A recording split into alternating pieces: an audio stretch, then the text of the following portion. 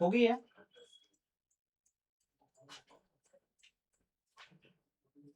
बच्चे ऑनलाइन में भी साथ देख रहे हैं तो उनको भी लेके चलेंगे साथ, ठीक है। So hi everyone, how are you all? In today's session, we are going to discuss about last 40 days strategy for CAPFAC 2026 exam. Okay, आप लोग ऑनलाइन जो लोग देख रहे हैं प्लीज केयरफुली सुनना सारी चीजों को। ऑफलाइन में भी हमारे साथ बच्चे बैठे हुए हैं तो उनके साथ भी इंटरेक्शन हमारा साथ के साथ रहेगा, ठीक है। सबसे पहले तो CAPFAC एग्जाम, काफी सारे बच्चे हैं जिन्होंने इस एग्जाम के बारे में सुना ही नहीं है, ठीक है। जस्ट बिकॉज किसी फ्रेंड ने रिकमेंड कर दिया यार ये फॉर्म आ गया है, इसको फॉर्म को भर दो तुम और पेपर दे के देखेंगे, या कोई आपका यार दोस्त ही है आगे पीछे कोई सिलेक्ट हो गया तब पता चल गया इस एग्जाम के बारे में। जनरली आप देखेंगे 50-60% CSC के स्टूडेंट ऐसे हैं जिनको एग्जाम के बारे में ही नॉलेज नहीं है। जो कुछ थोड़े बहुत लोग हैं उन्होंने इतना ज्यादा इसके लिए प्रिपेयर नहीं किया है। Hardly very few students are there जो बहुत हार्डकोर CSC एस्पिरेंट है और साथ में CPF का भी एग्जाम देते हैं। एंड जितने भी लोग सिंसियर हैं उन सबका एग्जाम जो है क्वालिफाई होता है CSC के जितने भी स्टूडेंट्स हैं। उसके काफी सारे रीजन है, वो आगे हम डिस्कस करेंगे एक एक करके, ठीक है। सबसे पहले CAPFAC एग्जाम जो पोस्ट का जो आपका नाम है, जैसे आपने सुना होगा IAS IPS और ये सब पोस्ट होती हैं। इस एग्जाम में जो आपको पोस्ट मिलेगी वो होती है असिस्टेंट कमांडेंट की पोस्ट। क्या क्या जानते हैं आप असिस्टेंट कमांडेंट की पोस्ट के बारे में? बताइए, आप बताइए, बताइए बताइए जो भी आप जानते हैं। इसमें 5 फोर्सेज होती हैं, CISF, CRPF, BSF, ITBP and SSB। Okay, उसके अलावा गुड, वेरी गुड, ठीक है। और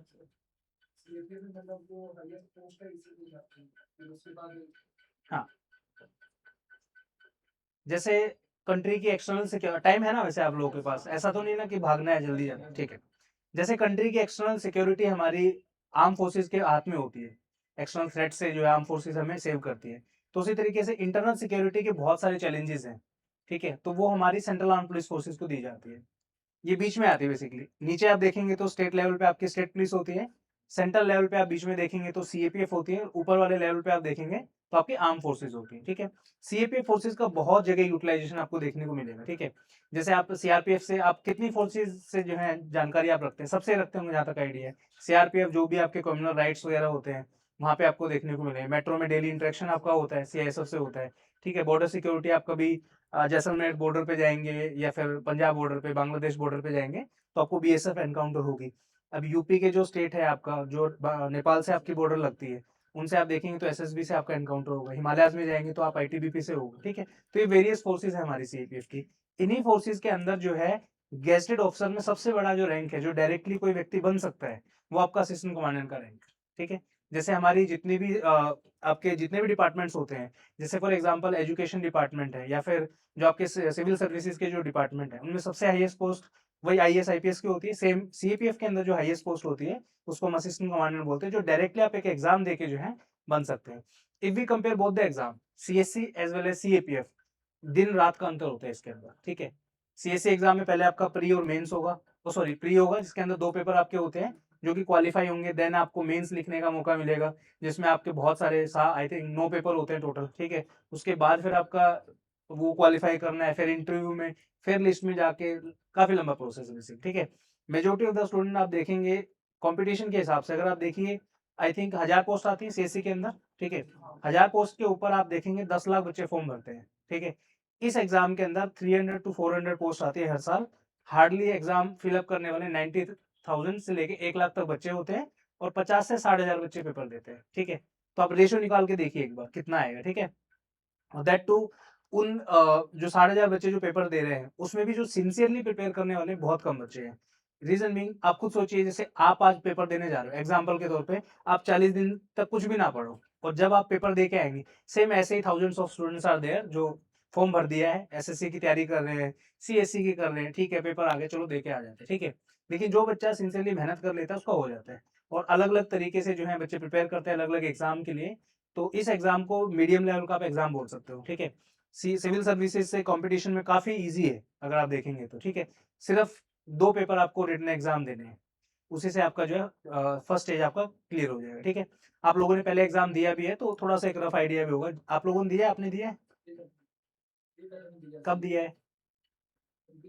23 में दिया है, लास्ट वाला 25 वाला।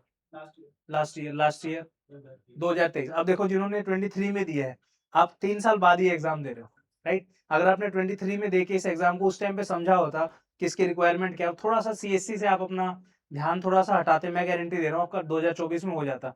रीजन बीइंग 2024 में 516 वैकेंसी थी और कट ऑफ कितनी गई है गैस करो। 250 नंबर में से कितने की कट ऑफ लगा के चल रहे हो आप? 250 मार्क्स में से कितने नंबर लाने ही पड़ेंगे कि आपका सिलेक्शन हो जाए? Just assume 125। वेरी गुड, आप बताइए। 120, 110, 110। जनरल की कट ऑफ वाज 92, 92 या 97, सॉरी ओबीसी की 92। ठीक है, यानी जिस बच्चे के 100 नंबर आए हैं 250 में से, सिर्फ 100 नंबर, वो बच्चा सिलेक्ट हुआ है। ठीक है, तो कितना परसेंटेज हुआ अगर परसेंटेज वाइज देखेंगे तो 250 का 100, 44 45 के आसपास, again depending on the category अलग अलग। ठीक है, तो आप देख लीजिए इतने कम उस पर सिलेक्शन हो रहे हैं। ठीक है, तो आप बोलोगे कि सर हो सकता है पेपर मुश्किल हो, बिल्कुल पेपर मुश्किल है, इसमें कोई डाउट नहीं, लेकिन आपकी सीएससी से मुश्किल नहीं है। कुछ कुछ चीजें फिक्स पैरामीटर्स है, उन्हीं के ऊपर आपका एग्जाम आता है, उसमें जो है ऊपर नीचे कर सकते हैं, ऐसा नहीं कि पेपर ही बदल देंगे जैसे इन्होंने सीएससी में इस बार किया। समझ में नहीं आ रहा है कि कहाँ से क्या ही पूछ लिया, लेकिन यहाँ पे ये चीजें नहीं है। एग्जाम में जो चीजें, फॉर एग्जाम्पल पॉलिटी है, क्वेश्चन पॉलिटी का मुश्किल पूछ देंगे पर आएगा पॉलिटिक्स। ठीक है, यहाँ पे ये अच्छी चीज है। उसके बाद जो है, अगर हम डिटेल में देखें एक असिस्टेंट कमांडेंट के बारे में, ठीक है, तो एक असिस्टेंट कमांडेंट जो है ग्रुप ए लेवल 10 ऑफिसर होता है। ठीक है, जितने भी आपकी पोस्ट हैं, कौन कौन सी पोस्ट है, जैसे captain in the Indian army, हालांकि इसका थोड़ा सा ऊपर हो जाता है, लेफ्टिनेंट से शुरुआत होती है वहां पे। इक्विवेलेंट असिस्टेंट कमांडेंट कैप्टन के होते हैं, 3 स्टार कैप्टन के होते हैं, 3 इनके होते हैं। ठीक है, आईएएस है, आईपीएस है, डीएसपी है, एपीएफसी ईपीएफओ का एग्जाम जो होता है आपका, असिस्टेंट प्रोविडेंट फंड कमिश्नर। ठीक है, उसके बाद स्टेट में जो एसडीएम लगते हैं डायरेक्टली, तहसीलदार लगते हैं, इन सबका जो है 5400 ग्रेड पे पहले हुआ करता था, अभी लेवल 10 इनको बोला जाता है बेसिकली। ठीक है, तो ये स्टार्टिंग जो है एक असिस्टेंट कमांडेंट की होती है। उसके बाद डे 1 से आपके हाथ में कमांड होती है, सबसे अच्छी जो बात है। ठीक है, अब देखेंगे आईएएस आईपीएस ऑफिसर जितने भी होते हैं, पहले 2-3 साल का तो प्रोबेशन ही होता है। ठीक है, यहाँ पे ऐसा कुछ नहीं है, सिंपल आप ट्रेनिंग करो, डे 1 पे जब आप जाओगे तो डे 1 पे आपके हाथ में कमांड होगी। ठीक है, कमांड का मतलब ये है आपके अंडर जो है अप्रोक्सीमेट 120 से 130 व्यक्ति आपके नीचे काम करते हैं, जिनकी सभी रिस्पॉन्सिबिलिटी आपको देखनी होती है, उनकी छुट्टी से लेके उनकी वेलबींग तक, ड्यूटीज डिस्ट्रीब्यूट करना, बहुत सारी चीजें छोटी छोटी। ठीक है, तो वो सब जो है असिस्टेंट कमांडेंट की पावर के अंदर आते हैं। ठीक है, उसके बाद सबसे बढ़िया जो है 3 स्टार मिलेंगे आपको डे 1 के ऊपर। ठीक है, जब आप ट्रेनिंग कर लेंगे, कोई पॉलिटिकल प्रेशर आपको ऐसा अलग से देखने को नहीं मिलेगा। ठीक है, जैसे आप देखेंगे जितनी भी सिविलियन पोस्ट है वहाँ पे पॉलिटिकल प्रेशर बहुत ज्यादा रहता है। ठीक है, सेंट्रल की जॉब है तो आपको ऐसा कोई पॉलिटिकल प्रेशर आपको देखने को नहीं मिलेगा, और बेस्ट वर्क लाइफ बैलेंस आपको यहाँ पे देखने को मिलेगा, depending on the force to force और व्यक्ति को क्या चाहिए। अब किसी बंदे को बनना ही आईएएस आईपीएस है, ठीक है, तो वो हर जगह दुखी रहेगा। ठीक है, इवन वो आईएएस बन जाएगा तो भी दुखी रहेगा, फिर उसको ये होगा यार मैं आईएएस बन गया, मान लीजिए कोई मध्य प्रदेश का है कोई व्यक्ति। ठीक है, अब उसको नागालैंड में आईएएस बना दिया, पूरी जिंदगी नागालैंड में ही रहेगा, तो वो इस चीज से दुखी रहेगा कि यार मैं नागालैंड में हूँ, मैं अपनी पावर किसको दिखाऊं। It is all about satisfaction, right. तो ये जॉब आपको ample amount of opportunity provide करेगा जहां से आपको सेटिस्फेक्शन मिल सकता है, कोई बड़ी बात नहीं। ठीक है, तो ये सब चीजें हैं। तो ये आपका जो है ब्रीफ इंट्रोडक्शन है एक असिस्टेंट कमांडेंट की पोस्ट के बारे में। ठीक है, और कोई सवाल इससे रिलेटेड आपको कोई भी? पांचों फोर्सेज में से depending on your rank category आपको फोर्स प्रेफरेंस भरवाते हैं, पहले वो ऑलरेडी भरवाई जा चुकी है, तो उसी बेसिस पे जो आपको फोर्स अलॉट होगी depending on the marks and category. ठीक है, ये मेरे बारे में थोड़ा सा ब्रीफ इंट्रोडक्शन है जो लोग नहीं जानते हैं। ठीक है, मैंने बीटेक किया मैकेनिकल इंजीनियरिंग में, और लास्ट 10 सालों से जो है मैं CPF exam, CISF AC LDC exam, CBI DSP LDC exam, इन सब एग्जाम्स की हम तैयारी कराते हैं।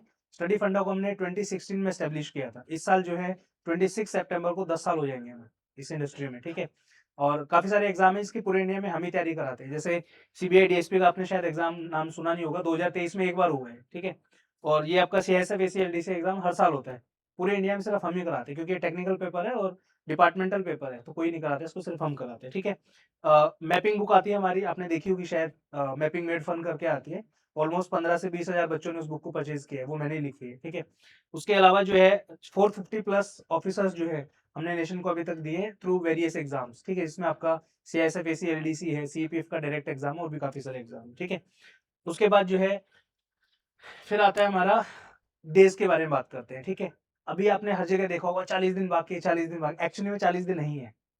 अगर आप देखेंगे ये घंटे भी जो है 2 और कम कर लो, जब मैंने पीपीटी बनाई थी तब 18 थे, अभी 16 बाकी है। ठीक है, तो अब ये मान के चलिए रफली अराउंड हमारे पास 5 5 वीक्स का टाइम है, 7 35 38, मतलब 3 दिन तो वैसे निकल जाएंगे आपके, ठीक है। प्लानिंग में, स्ट्रेटेजी में, लास्ट के जो एंजाइटी के जो दिन होंगे 3 आपके, ठीक है। एक्चुअली हमारे पास 35 डेज का टाइम बाकी है। इन 35 डेज में ही हमें इस एग्जाम को क्लियर करना है। And believe me, if I am saying something, आप उस पर 100% ट्रस्ट कर सकते हो, ठीक है। सबसे इंपॉर्टेंट चीज ये है कि आप लोगों के अंदर कुछ कुछ बहुत अच्छी चीजें हैं, कुछ चीजें आपको इंप्रूव करनी, कुछ चैलेंजेस हैं आपकी प्रिपरेशन में, जो आप आगे हम बात करेंगे, ठीक है। तो 38 डेज का समय टोटल बाकी है हमारे पास, जिसमें से आप 35 प्रोडक्टिव डेज निकाल के चलो, 3 दिन आपके इधर उधर लग जाएंगे, ठीक है। फिर आता है आपका एग्जाम के बारे में। पहले ये एग्जाम 3 स्टेजेस में हुआ करता था, बट अब 4 स्टेजेस में हो गया है, ठीक है। ये आपको शायद कोई नहीं बताएगा, ठीक है। फर्स्ट स्टेज जो आपका है वो है written exam. Total exam 600 marks का है। सीएससी का 2025 का होता है आई थिंक। ये वाला जो है आपका 600 मार्क्स का है, ठीक है। स्टेज 1 जो आपका रिटन एग्जाम है, ये आपका है 450 मार्क्स का। देन आपका रिटन एग्जाम में 2 पेपर आएंगे, वो आगे डिस्कस करेंगे हम, paper 1 and paper 2। This one is your written exam for 50 marks. Then आपका जब रिटन एग्जाम क्वालिफाई हो जाएगा, ठीक है, अभी 19 जुलाई को आपका एग्जाम है, ठीक है।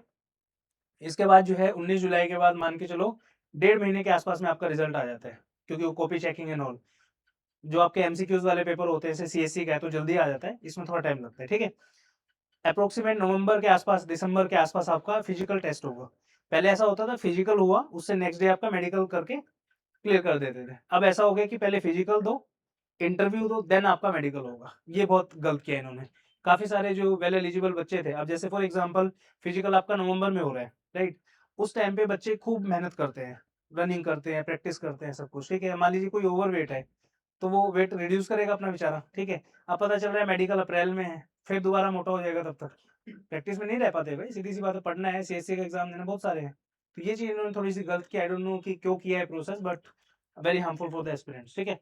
देन आपका इंटरव्यू होगा in the month of April and May, अभी जैसे इस साल जो है मई में हुए हैं, ठीक है। उसके बाद फिर लास्ट में आपका इंटरव्यू से जस्ट 1 दिन 2 दिन के बाद जो है आपका मेडिकल हो जाता है, ठीक है। फिर आपकी फाइनल मेरिट लिस्ट प्रिपेयर होती है according to your marks, category और जो भी है, उसी अकॉर्डिंग फिर आपको जो है मेरिट लिस्ट में आपका नाम आएगा, रिजल्ट आएगा, ठीक है।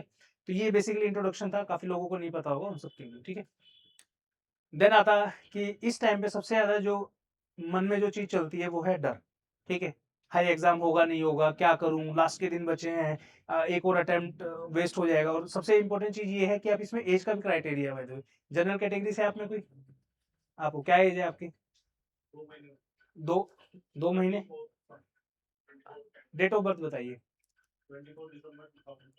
2001 है, ठीक है। 24 दिसंबर 2001, तो 26, ये लास्ट अटेम्प्ट है आपका, ठीक है। अटेम्प्ट का भी इशू है। अब सोचो ये एग्जाम बाय चांस अगर ऐसा हो कि क्वालिफाई ना हो, तो एक अपॉर्चुनिटी आपके हाथ से चलेगी to become a gazetted officer, ठीक है। That's why it is very important to focus all these things. Age भी तो क्राइटेरिया है। अब जैसे सीडीएस में है, सीडीएस एग्जाम में 24.5 तक आप शायद दे सकते हैं, ठीक है। उसके बाद आप एलिजिबल नहीं है। सीएससी तो यार आप 35 साल तक दे सकते हो, 32 साल तक दे सकते हो। तो क्यों ना ऐसे एग्जाम पे फोकस किया जाए, थोड़ा सा इजी भी हो कंपेरेटिवली, और एज बाउंड भी हो, क्योंकि उसके बाद आप नहीं दे पाओगे, फिर आप कितने भी एफर्ट डालो, राइट। तो ये चीज है, ठीक है। उसके बाद जो है, ऐसा नहीं है कि सिर्फ आपको ही डर लग रहा है, बहुत सारे बच्चे हैं जो ऑलरेडी सिर्फ सीपीएफ की भी तैयारी कर रहे हैं, उनको भी डर लग रहा है इस टाइम पे, कि क्या दिल में धक धक हो रही है कि एग्जाम में क्या करें, कैसा होगा, डर लग रहा है सर, पेपर टाइम पे नहीं हो रहा है। ये बहुत सारी समस्याएं हैं, उन सब के बारे में बात करें, ठीक है। सेम यही चीज जैसे आप आज आज ये सेमिनार में आपका आज ले रहा हूँ, लास्ट ईयर सेम हमने सीएससी एग्जाम से जो है ऑलमोस्ट, अभी तो थोड़ा टाइम ज्यादा हो गया है, उस टाइम पे तो एग्जाम के विद इन 1 वीक के अंदर हमने सेमिनार किया था, ठीक है। उस दिन काफी सारे बच्चे आए थे बाय द वे, ठीक है। अभी जैसे आप लोग 5 हो, बाकी ऑनलाइन होंगे जो भी है, ठीक है। तो उस टाइम काफी सारे बच्चे आए थे, तो इसी तरीके से हमने बात की थी। वी गेव अ स्ट्रेटेजी कि भाई लास्ट के 40 दिनों में आपको इस तरीके से प्रोसीड करना है। Basically it is all about direction only and mentorship, that's it. कि आपको ये चीजें हैं, यहाँ पे फोकस करना है, ये आपका स्ट्रॉन्ग पॉइंट है, ये आपका वीक पॉइंट है, इनको इंप्रूव करना है, ठीक है। सम ऑफ द स्टूडेंट्स जो इस बार जिन्होंने इंटरव्यू दिया है, दीज आर दो स्टूडेंट सीएससी के स्पेसिफिकली जिन्होंने इस बार रिटन एग्जाम क्वालिफाई किया, then they gave the interview. अभी इनका result pending, that's why I hide their faces, okay. काफी सारे बच्चे थे जिन्होंने इस बार जो है एग्जाम क्वालिफाई करके इंटरव्यू दिया है, ठीक है। देन आता है टारगेट। सबसे पहले हमें ये पता होना चाहिए, don't worry I will provide the PDF, okay. सबसे पहले हमें ये पता होना चाहिए कि हमारा टारगेट क्या है। अगर आपका टारगेट आपको पता है कि कितने मार्क्स हमें लाने हैं, देन चीजें बहुत ईजी हो जाती हैं आपके लिए, ठीक है। फिर हम फोकस करेंगे कि हमारे स्ट्रॉन्ग पॉइंट कौन से हैं और कैसे हम उस टारगेट तक पहुंच सकते हैं, राइट। अगर आप देखेंगे पेपर 1 का जो टारगेट है आपका 250 मार्क्स का है, ठीक है। बाय द वे इस बार जो है आई थिंक 357 समथिंग पोस्ट कुछ आई है, ठीक है, अप्रोक्सीमेट 350 मान के चलिए। ये बढ़ेंगी पोस्ट, ऐसा उम्मीद है, क्योंकि लास्ट ईयर भी इतनी ही पोस्ट आई थी, 50 वैकेंसी बढ़ी थी आईटीबीपी के अंदर। इस बार भी उम्मीद है, बट हम उम्मीद करके नहीं चलेंगे, हम चलेंगे कि भाई इतनी ही वैकेंसी है। रफली अराउंड अगर आप देखेंगे तो 5 to 6 टाइम जो है ये बच्चों, आप मैक्सिमम नंबर भी लेंगे 6 टाइम तो भी समवेयर अराउंड 6×18 और 30 2100, अब 2000 का नंबर एक पकड़ के चलो, ठीक है, कि रिटन एग्जाम में 2000 बच्चों क्वालिफाई करेंगे for the physical test, right. 2000 बच्चों के अंदर आपको आना है। कितने बच्चे एग्जाम देंगे? 60 70 80 हज़ार मैक्सिमम, क्योंकि इतने बच्चों ने वो किया है, फॉर्म फिलअप किया होगा, ठीक है, क्योंकि ये लास्ट का 5-6 साल का डेटा मैं आपको बता रहा हूँ, ठीक है ना। तो 2000 बच्चों के अंदर आना है। अब ये 2000 बच्चे वो होंगे जो स्मार्ट वर्क से आए होंगे, तुक्के से आए होंगे। तुक्का चलता नहीं है, क्योंकि वैसे वाला मेंस वाला पेपर है इसमें, ठीक है, कितना ही तुक्का लगाएगा कोई। तो जेन्युइनली जिन बच्चों ने मेहनत की होगी वो यहाँ तक पहुंच पाएंगे, ठीक है। तो हमें इन 2000 के अंदर आना है। तो इन 2000 में आने के लिए what should be the target for paper 1, ठीक है। अब यहाँ पे एक चीज नोट करिए, जब 2000 बच्चे आ गए फाइनल में, मान के चलो जैसे इस बार लास्ट ईयर 1800 कुछ बच्चों ने एग्जाम क्वालिफाई किया था फॉर द 350 पोस्ट जो भी थी, ठीक है, उसमें से फाइनल इंटरव्यू 1000 बच्चों ने दिया है, यानी कि 1000 बच्चे in the physical process were out, ठीक है। उसके बाद जो 1000 बच्चों ने इंटरव्यू दिया, उसके बाद मेडिकल में 300 बच्चे 400 बच्चे आउट, 600 बच्चे बचे, राइट।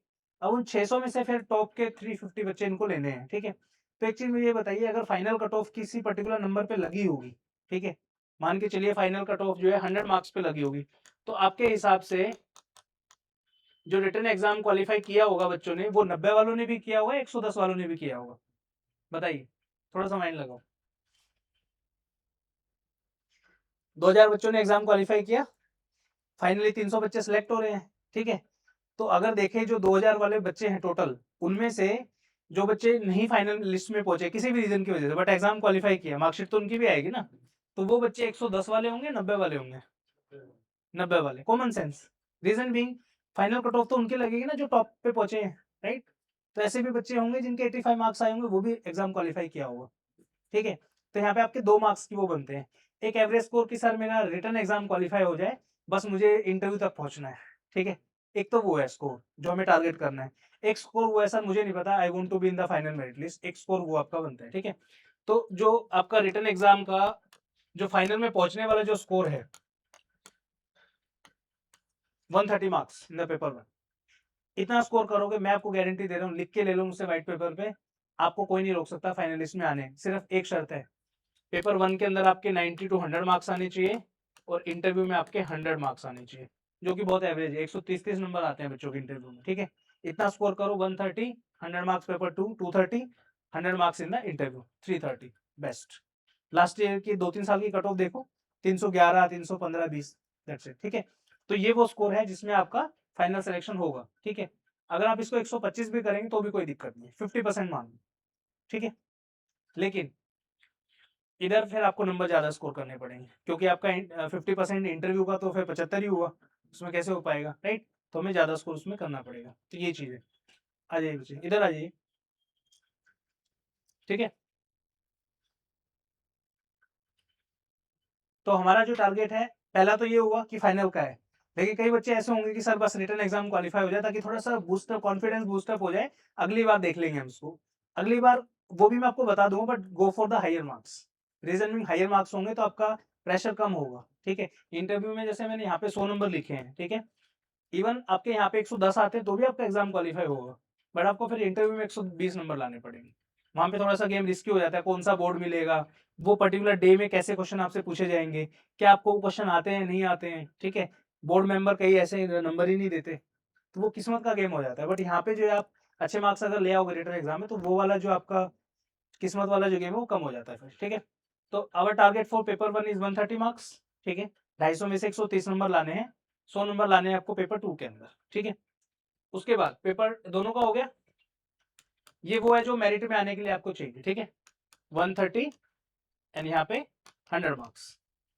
आप लोगों के लिए जो सीएससी के स्टूडेंट हैं, आपके लिए ये स्कोर करना बहुत ज्यादा इजी, कंपेरेटिवली कोई अदर कैंडिडेट, चाहे वो सीजीएल का बच्चा हो, सीडीएस का बच्चा हो, सीएपीएफ का बच्चा हो, मैं गारंटी दे रहा हूँ सीपीएफ का बच्चा 5 साल भी तैयारी कर लेगा और सीएससी का बच्चा 2 साल की बराबरी नहीं कर पाएगा, ठीक है।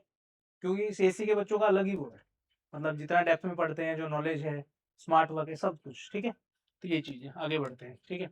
अब आता है एग्जाम पैटर्न, ये थोड़ा सा चीज़ें ध्यान से समझना, ठीक हो गया, आप टाइम पे आ गए, ठीक है। Paper 1, these are the subject in the paper 1, ठीक है। मैंने थोड़े अलग अलग कलर कोडिंग इसमें डाली है आपको इजी वे में समझाने के लिए, ठीक है। दीज आर द सब्जेक्ट्स जो आपने सीएससी के अंदर बहुत अच्छे से किए होंगे, ठीक है।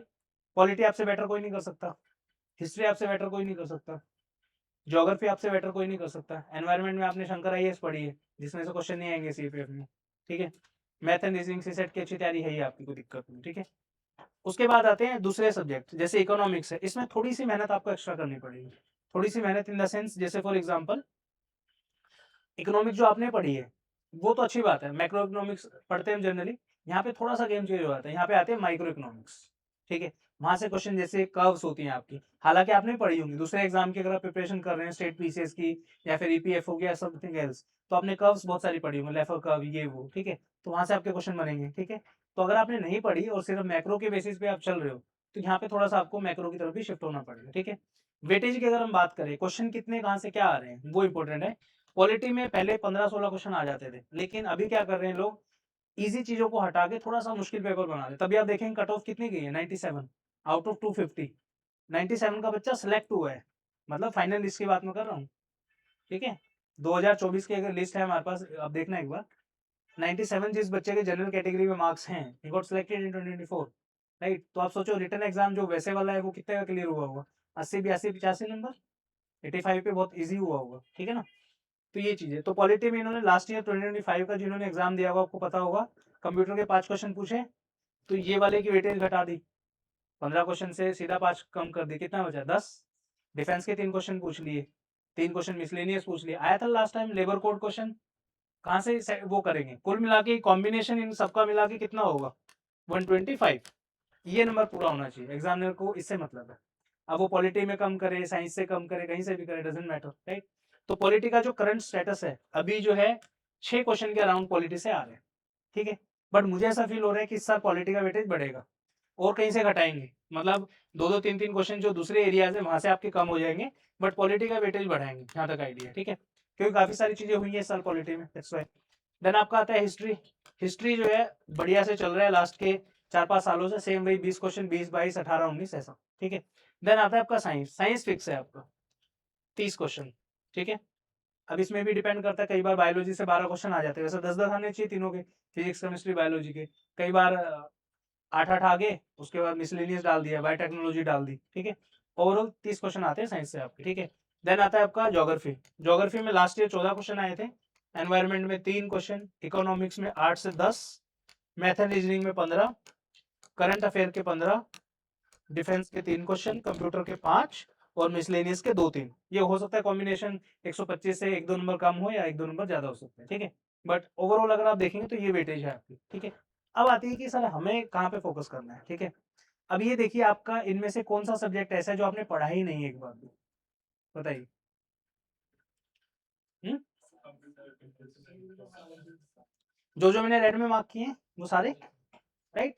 अगर साइंस पढ़ी भी होगी, अगर किसी और एग्जाम की भी, बाय द वे कौन कौन से एग्जाम की और तैयारी कर रहे हो आप, बीपीएससी साइंस पढ़ी होगी फिर तो, यूपीएससी, एचपीएससी, एचपीएससी में तो आती है general science, UPPC, UPSC, UPSC सिर्फ यूपीएससी, ठीक है। तो मतलब मिक्सचर है, ठीक है। बट फिर भी मैं ये कहूंगा कि साइंस को हमें थोड़ा सा वेटेज ज्यादा देना पड़ेगा, रीजन मीन कंसीडरिंग कि भाई इतने सारे क्वेश्चन आ रहे हैं, ठीक है। उसके बाद आपका करंट अफेयर हो गया, जो करंट अफेयर सीएससी में आता है, यहाँ पे आपको थोड़ा सा स्ट्रेट फॉरवर्ड देखने को मिले, हालांकि अभी जो है इन्होंने काम कर दिया है वो शुरू, सीएससी वाला, ठीक है। दैट्स व्हाई आप देखेंगे कट ऑफ कम गई है।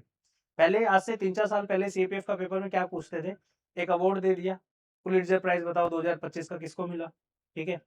दादा साहब फाल्के अवार्ड किसको मिला, ये क्वेश्चन आते थे पहले, अभी चेक करो, ठीक है। बट कंपेरेटिवली सीएससी के मुकाबले अभी भी काफी इजी है, ठीक है। अगर आप देखेंगे थोड़ा सा आपको पैटर्न में शिफ्ट देखने को मिलेगा, तो आपको उस तरीके का करंट अफेयर पढ़ना पड़ेगा, ठीक है। उसके बाद जैसे डिफेंस है आपका, defence is all about 3-4 basic basic चीजें, ठीक है। जैसे फॉर एग्जांपल सीडीएस का टॉपिक बहुत न्यूज में रहता है, अभी सीडीएस के अंदर भी क्वेश्चन पूछा था सीडीएस का। उसके बाद पिछले साल आपका आई थिंक सीएससी में भी तो 2-3 बार आया है, सीडीएस का टॉपिक है, ठीक है। सीपी में भी आता है, ठीक है। उसके बाद आपका जैसे ये वाला है मिलिट्री एक्सरसाइजेज होगी, ये क्वेश्चन आते हैं, ये तो खैर करंट अफेयर का पार्ट है, ठीक है। स्टैटिक में कौन सी सबसे पुरानी सीपीएफ की फोर्स है, ठीक है। उसके बाद आपका जो इसरो वगैरह के जो जितने भी लेटेस्ट वो चल रहे हैं, डीआरडीओ के आपके ऑपरेशंस हो गए, ठीक है। उसके बाद ministry of defence properly in specific, उससे बहुत सारे क्वेश्चन आते हैं, ठीक है। जैसे आपका last year I think operation के ऊपर एक क्वेश्चन पूछा था, 4 ऑपरेशन के नाम दिए थे, जैसे ऑपरेशन सिंदूर हुआ था ना, उसी बेसिस पे इन्होंने एक क्वेश्चन पूछा कि 4 ऑप्शन दिए, operation cactus, operation blue star, इस तरीके से उनको सीक्वेंस में लगा, बहुत ईजी क्वेश्चन था। बट जिसने नहीं पढ़ा तो नहीं पढ़ा, कैसे करोगे आप, ठीक है। तो क्वेश्चन छोड़ना पड़ेगा। तो 3 से 4 क्वेश्चन स्टैटिक के आते हैं आपके, ठीक है। तो वो है। उसके बाद कंप्यूटर प्योरली 5 क्वेश्चन, ऐसा था जिसने पढ़ा होगा तो वो 3 से 4 कर देगा, नहीं पढ़ा होगा तो फिर नहीं कर पाएगा, थोड़ा सा टफ था, ठीक है। तो ये चीज़ है। अभी सबसे पहला क्वेश्चन आपके माइंड में आ रहा होगा, सर हमें करना क्या है, ठीक है। वेटेज आपने देख लिया, ठीक है। नेक्स्ट उस पे चलते हैं।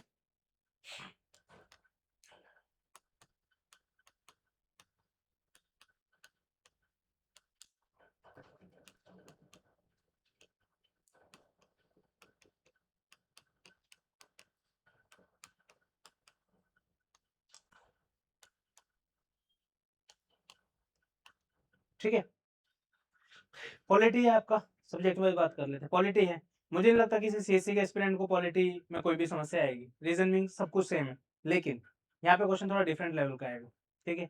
इस बार मेरा माइंड ये कह रहा है कि थोड़ा ना ये आर्टिकल वाली साइड शिफ्ट करें। जैसे अभी तक तो जनरली पूछ लेते थे, अटॉर्नी जनरल का 2-3 स्टेटमेंट दे दी, बताओ ओनली 1, ओनली 2, ओनली 3, ओनली 4, ठीक है, वो सबको पता है।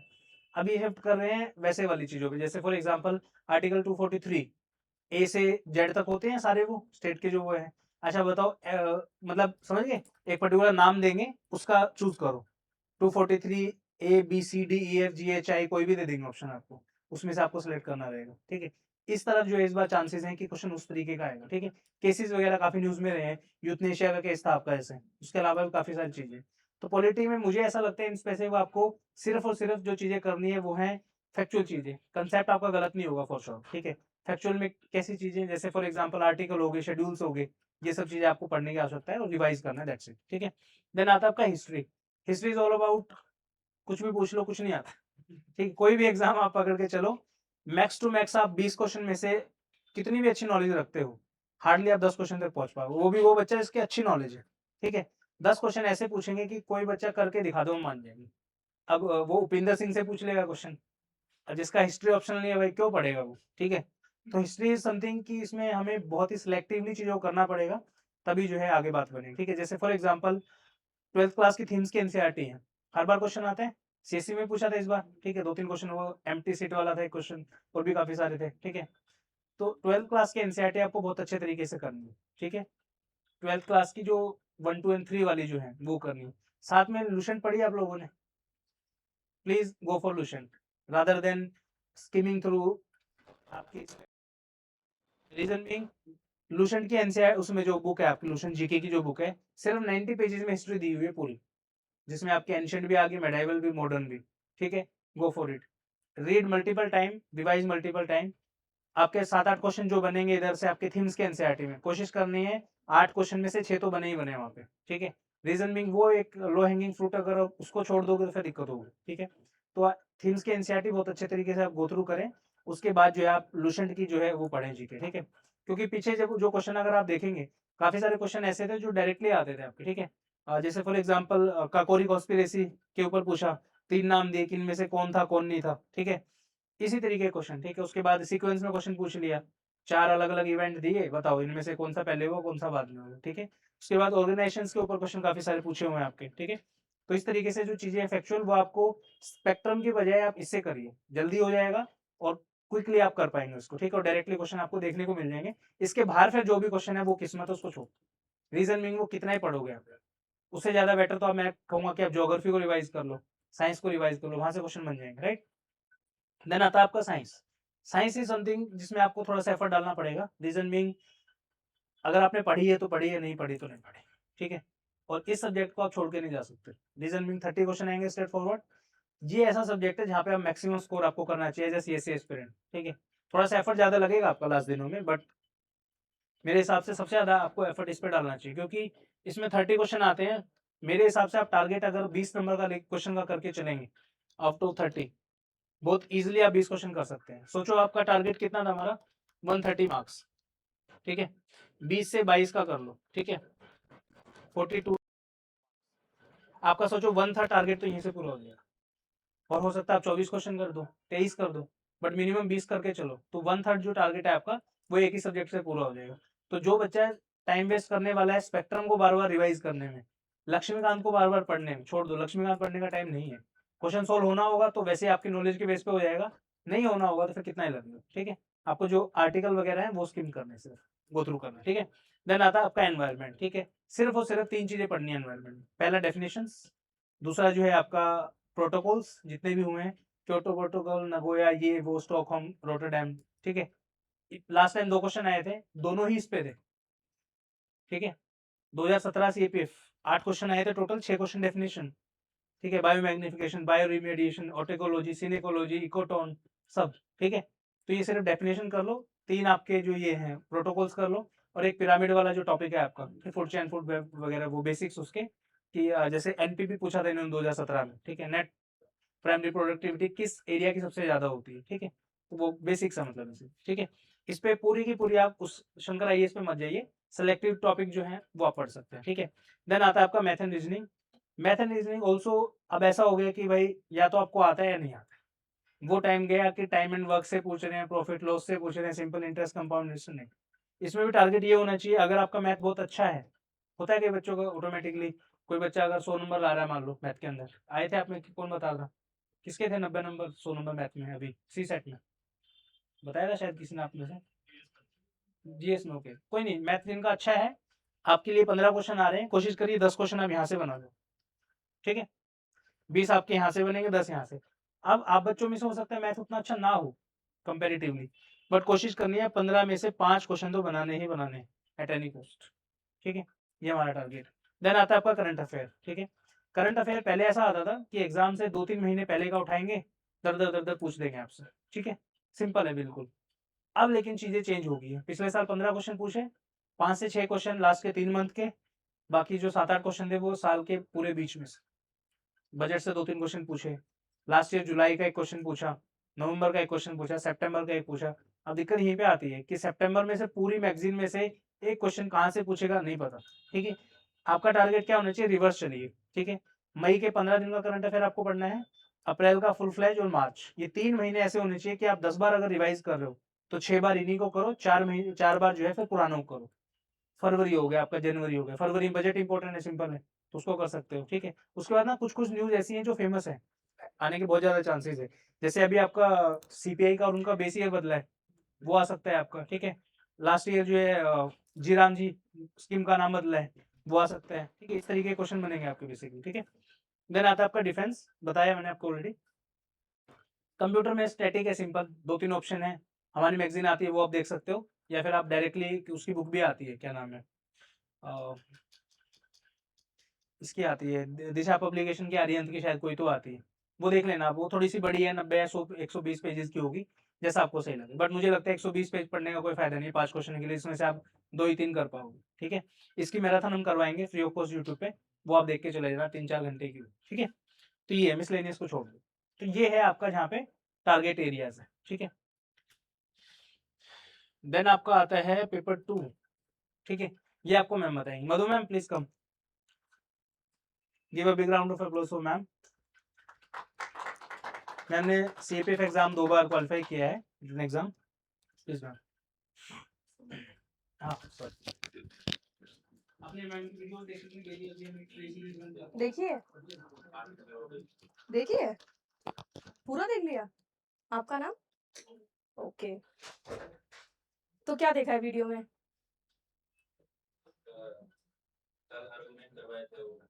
अच्छा, तो आप लिख रहे हो, डेली लिख रहे हो सब लोग?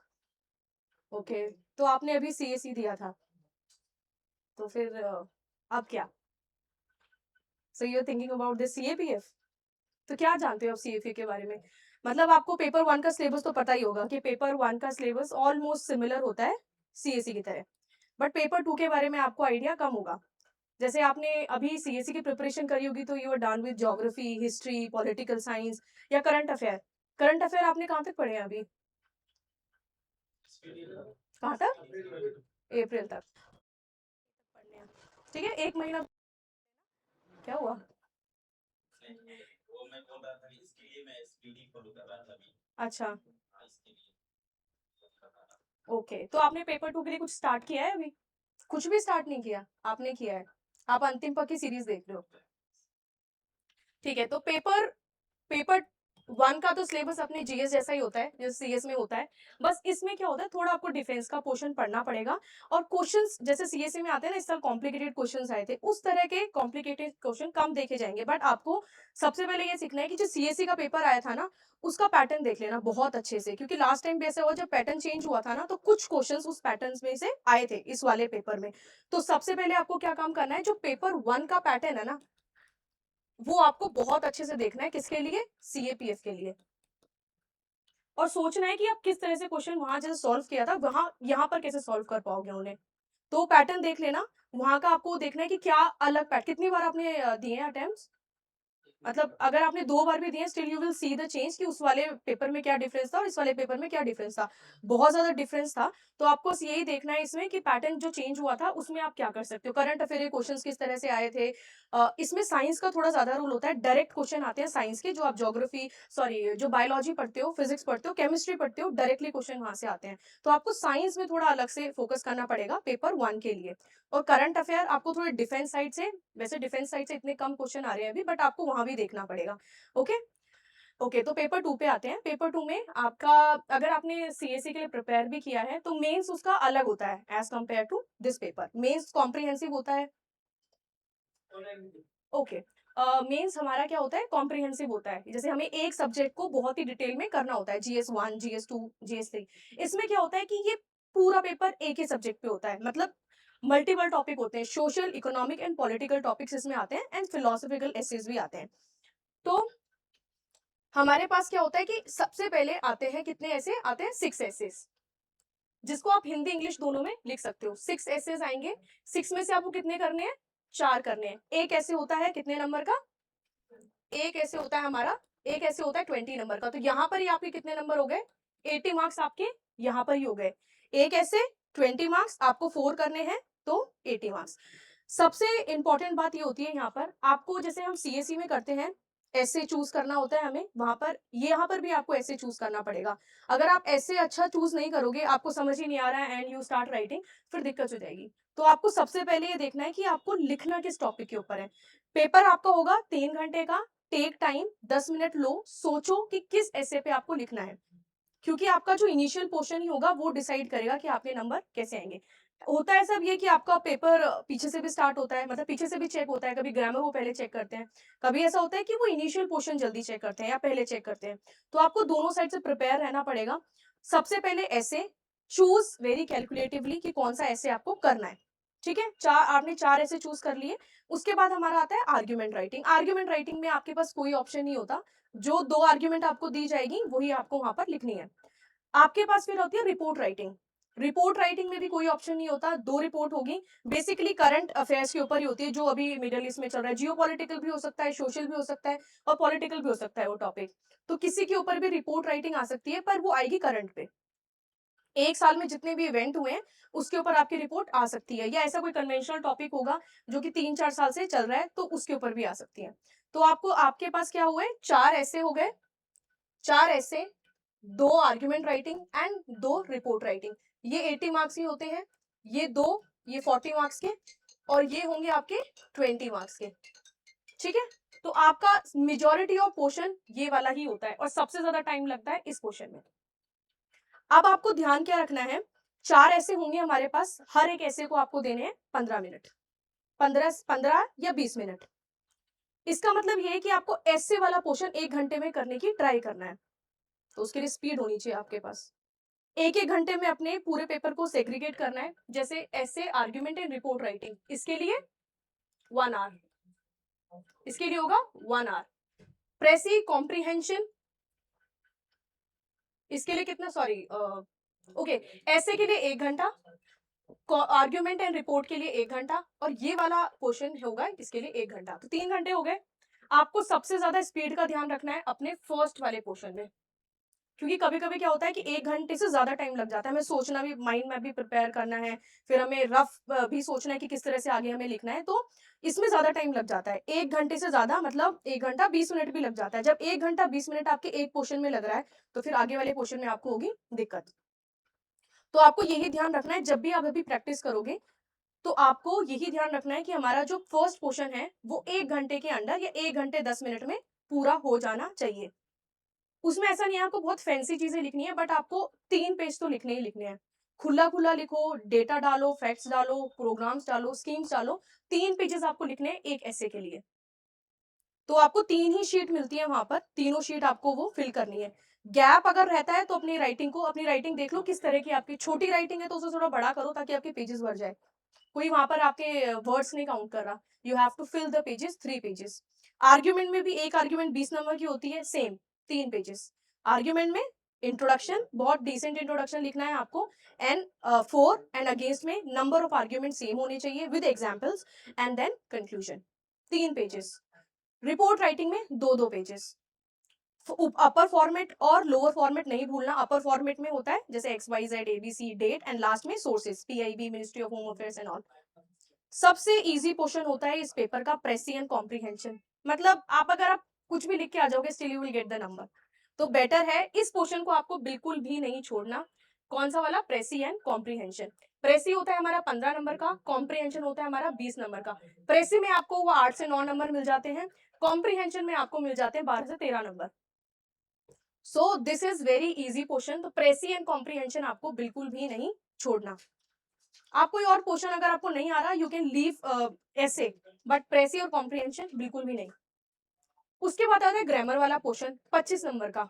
अगर आपकी डिसेंट लैंग्वेज है, मतलब डिसेंट इंग्लिश है आपकी, या आप थोड़ा बहुत भी न्यूज़पेपर वगैरह पढ़ते हो अच्छे से, या आपने पहले भी कोई एग्जाम अगर दिए हुए हैं, तब आप इस वाले पोर्शन में आपको 20 मार्क्स तो स्कोर करने ही करने हैं।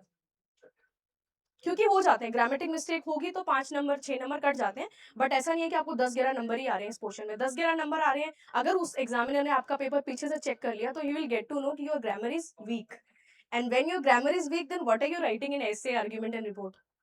ओके, सो मेक श्योर कि आपका जो ग्रामर वाला पोर्शन है वो आप अच्छे से करो, ठीक है। और पेपर में अब आपको ये फॉर्मेट पता चल गया। अगर आप यहाँ बैठे हो तो आई गेस आपने पेपर देखा है, पेपर 2 का पहले दिया है सीएपीएफ का।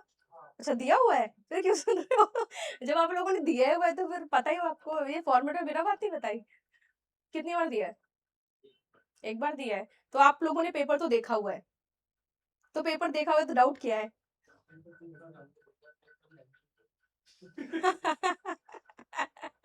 नहीं, नहीं, पेपर इस बार आपको भी देखेगा। तो इसके देखने क्या हो दिक्कत क्या हुई थी पहले? मज़ा नहीं आया पेपर लिखने में? अच्छा, गाइडेंस नहीं थी। तो पेपर पूरा हो गया था? किसी का पेपर पूरा नहीं हुआ था? आपका हो गया था? हो गया था। सबसे इंपॉर्टेंट चीज तो यही होती है, सबसे पहले आपको होता है पेपर कंप्लीट करना। अगर आपने पेपर कंप्लीट कर लिया, अच्छी थोड़ी बहुत अच्छी हैंडराइटिंग में थोड़ा डेटा डाल दिया, स्कीम डाल दिया, तो आपके ऑलरेडी 80 टू 90 नंबर आ जाते हैं।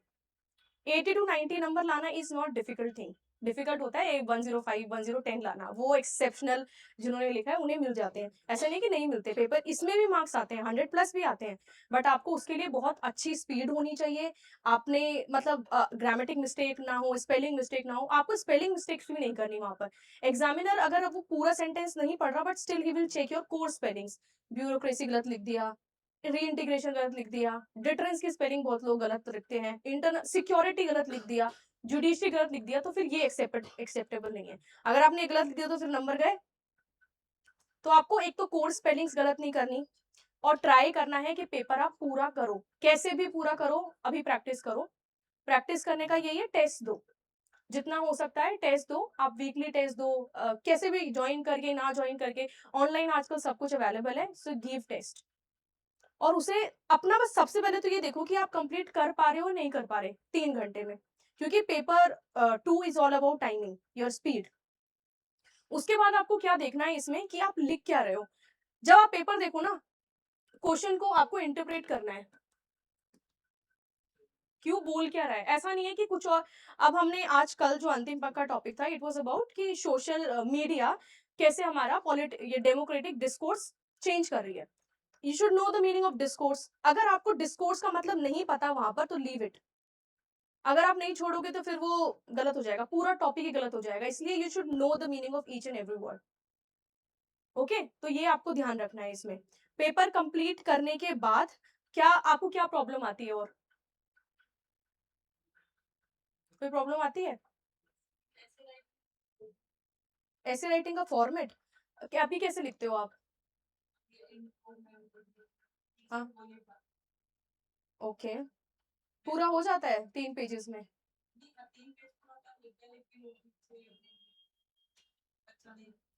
अच्छा, तो आप उसमें फैक्ट्स डालते हो, डेटा डालते हो? अगर कोई वुमेन से रिलेटेड टॉपिक है तो स्कीम्स डालते हो? आपको ना कोर टॉपिक पता होने चाहिए। कोर टॉपिक ही हमारे चैनल पे ना थीम वाइज हम लोग वीडियो बनाई हुई है। जैसे इंटरनल सिक्योरिटी हो गया, चिल्ड्रन हो गए, ट्राइबल्स हो गए, या एजुकेशन हो गई, अनएम्प्लॉयमेंट हो गई, तो ये कोर टॉपिक होते हैं। उसके जब हम ऐसे टॉपिक लिखते हैं तो हमारे पास डेटा होना चाहिए। अगर हम नॉर्मली ही लिख रहे हैं, बस लैंग्वेज में ही लिख रहे हैं कि हाँ बस कहानी बना दी, तो उसमें क्या है, आपको बहुत एवरेज नंबर मिलेंगे। तो इसीलिए आपको लगता है कि आप अच्छे से लिख नहीं पा रहे। आप जब अच्छे से लिख पाओगे, जब आपके पास अगर आप ऐसे स्टार्ट कर रहे हो तो 3 तरीके होते हैं ऐसे स्टार्ट करने के। या तो आप स्टोरी के साथ स्टार्ट कर सकते हो, कोई भी अगर रिलेटेबल है, आपके पास रिलेटेबल स्टोरी है तो आप स्टोरी से स्टार्ट करो। स्टोरी नहीं तो आप कोट से स्टार्ट कर सकते हो, कोई भी कोट हो गया, एजुकेशन से रिलेटेड कोट है, वुमेन से आपको लिस्ट बनानी पड़ेगी। पेपर 2 में क्या होता है कि इट्स ऑल अबाउट कंटेंट। आप कितना कंटेंट आपके पास है, जितना कंटेंट आपके पास होगा उतना ही आप उसमें लिख पाओगे, और कितना आपको याद है। अगर आपने करंट भी पढ़ा है, अगर आपने सीएससी का भी एग्जाम दिया है, तो आप करंट से भी अवेयर होंगे, बहुत सारी चीजें आपके माइंड में अभी होगी, तो उनको यूज करो। एनवायरमेंट से रिलेटेड आया है तो अभी अंडमान निकोबार प्रोजेक्ट है, उसको करो। अगर कोई इंटरनल सिक्योरिटी मैटर से आया है तो नक्सलिज्म वाला डालो, अभी नक्सलिज्म मोर और लेस इज इरेडिकेटेड। ठीक है, टेररिज्म से रिलेटेड आया है तो अभी रेड फोर्ट पे हुआ था white collar terrorism, new concept of. तो आपको इस तरह से सारी चीजों को लिंक करना पड़ेगा कि आसपास हमारे क्या हुआ है। हमने इतनी सारी प्रिपेयर करी है चीजें, कुछ डेटा आपको याद करना पड़ेगा। जैसे एनसीआरबी का डेटा देख लो, ठीक है, एनसीआरबी। एक आता है नेशनल फैमिली हेल्थ सर्वे, उसका कर लो। एजुकेशन से रिलेटेड है तो असर रिपोर्ट का नाम लिख दो। अगर हम ऑनलाइन एजुकेशन या डिजिटल मीडिया के बारे में बात करें तो दीक्षा हो गया, निष्ठा हो गया, एनईपी हो गया, नेशनल एजुकेशन पॉलिसी, जिसमें हम creative thinking and skill development की बात करें। तो आपको इस तरह का डेटा, एआई से रिलेटेड आप 3-4 टूल्स या स्कीम्स याद करो। उसमें miss information, disinformation, fake news, इनसे रिलेटेड प्रोविजंस। अगर फंडामेंटल राइट या हमारी राइट्स के बारे में बात हो रहा है तो आपको टिप्स पे होने चाहिए fundamental right, DPSP and fundamental duties. ठीक है, एजुकेशन किस फंडामेंटल ड्यूटी में आता है? That it is the right of, हाँ, किस राइट किस में आता है, किस फंडामेंटल ड्यूटी में एजुकेशन का प्रोविजन है? फंडामेंटल ड्यूटीज कितनी है? रिसेंटली कौन सी ऐड हुई थी? इट वाज अबाउट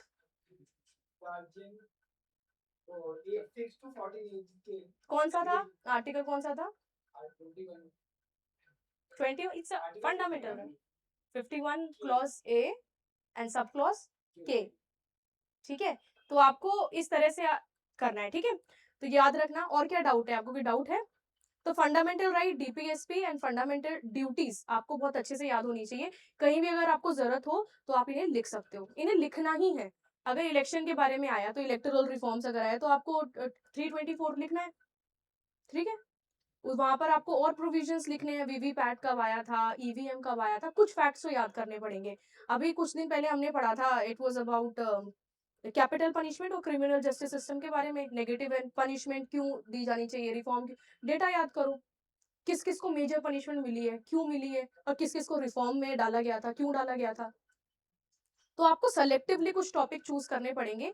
और सेलेक्ट, जैसे अभी सबसे अच्छा आइडिया मैं आपको देती हूँ। अभी आप लोगों ने टेस्ट नहीं दिए होंगे कोई से भी। संकल्प की टेस्ट सीरीज हमारी चली थी, आप लोगों ने इनरोल नहीं किया, but they are available online.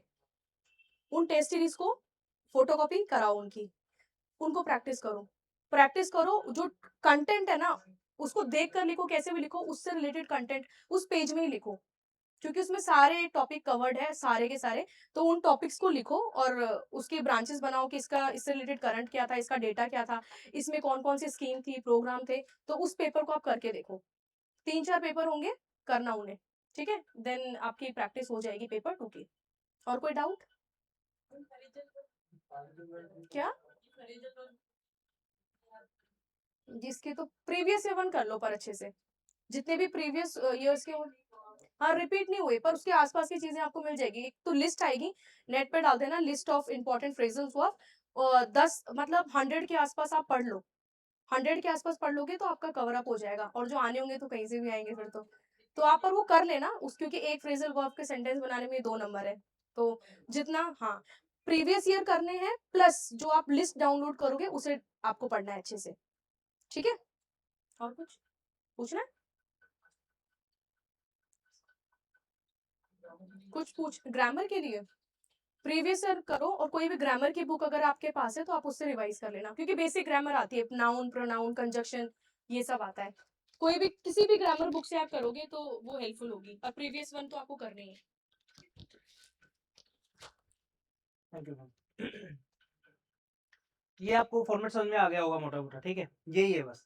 इसमें सबसे बड़ा जो इशू आपको आएगा ना वो ये है, एग्जाम में पेपर पूरा नहीं होता है बच्चों, ठीक है। आप में से पहले कितने लोगों ने लिखा है पेपर 2 एग्जाम में, रियल एग्जाम में आपने लिखा है, पूरा हुआ था? गुड। नहीं हुआ, पूरा नहीं हुआ, कितना नंबर का छोटा था? आधा रह गया, पूरा नहीं हुआ। कब? 25 वाले में ना? अच्छा, ये फर्स्ट टाइम अभी देंगे आप भी सेम?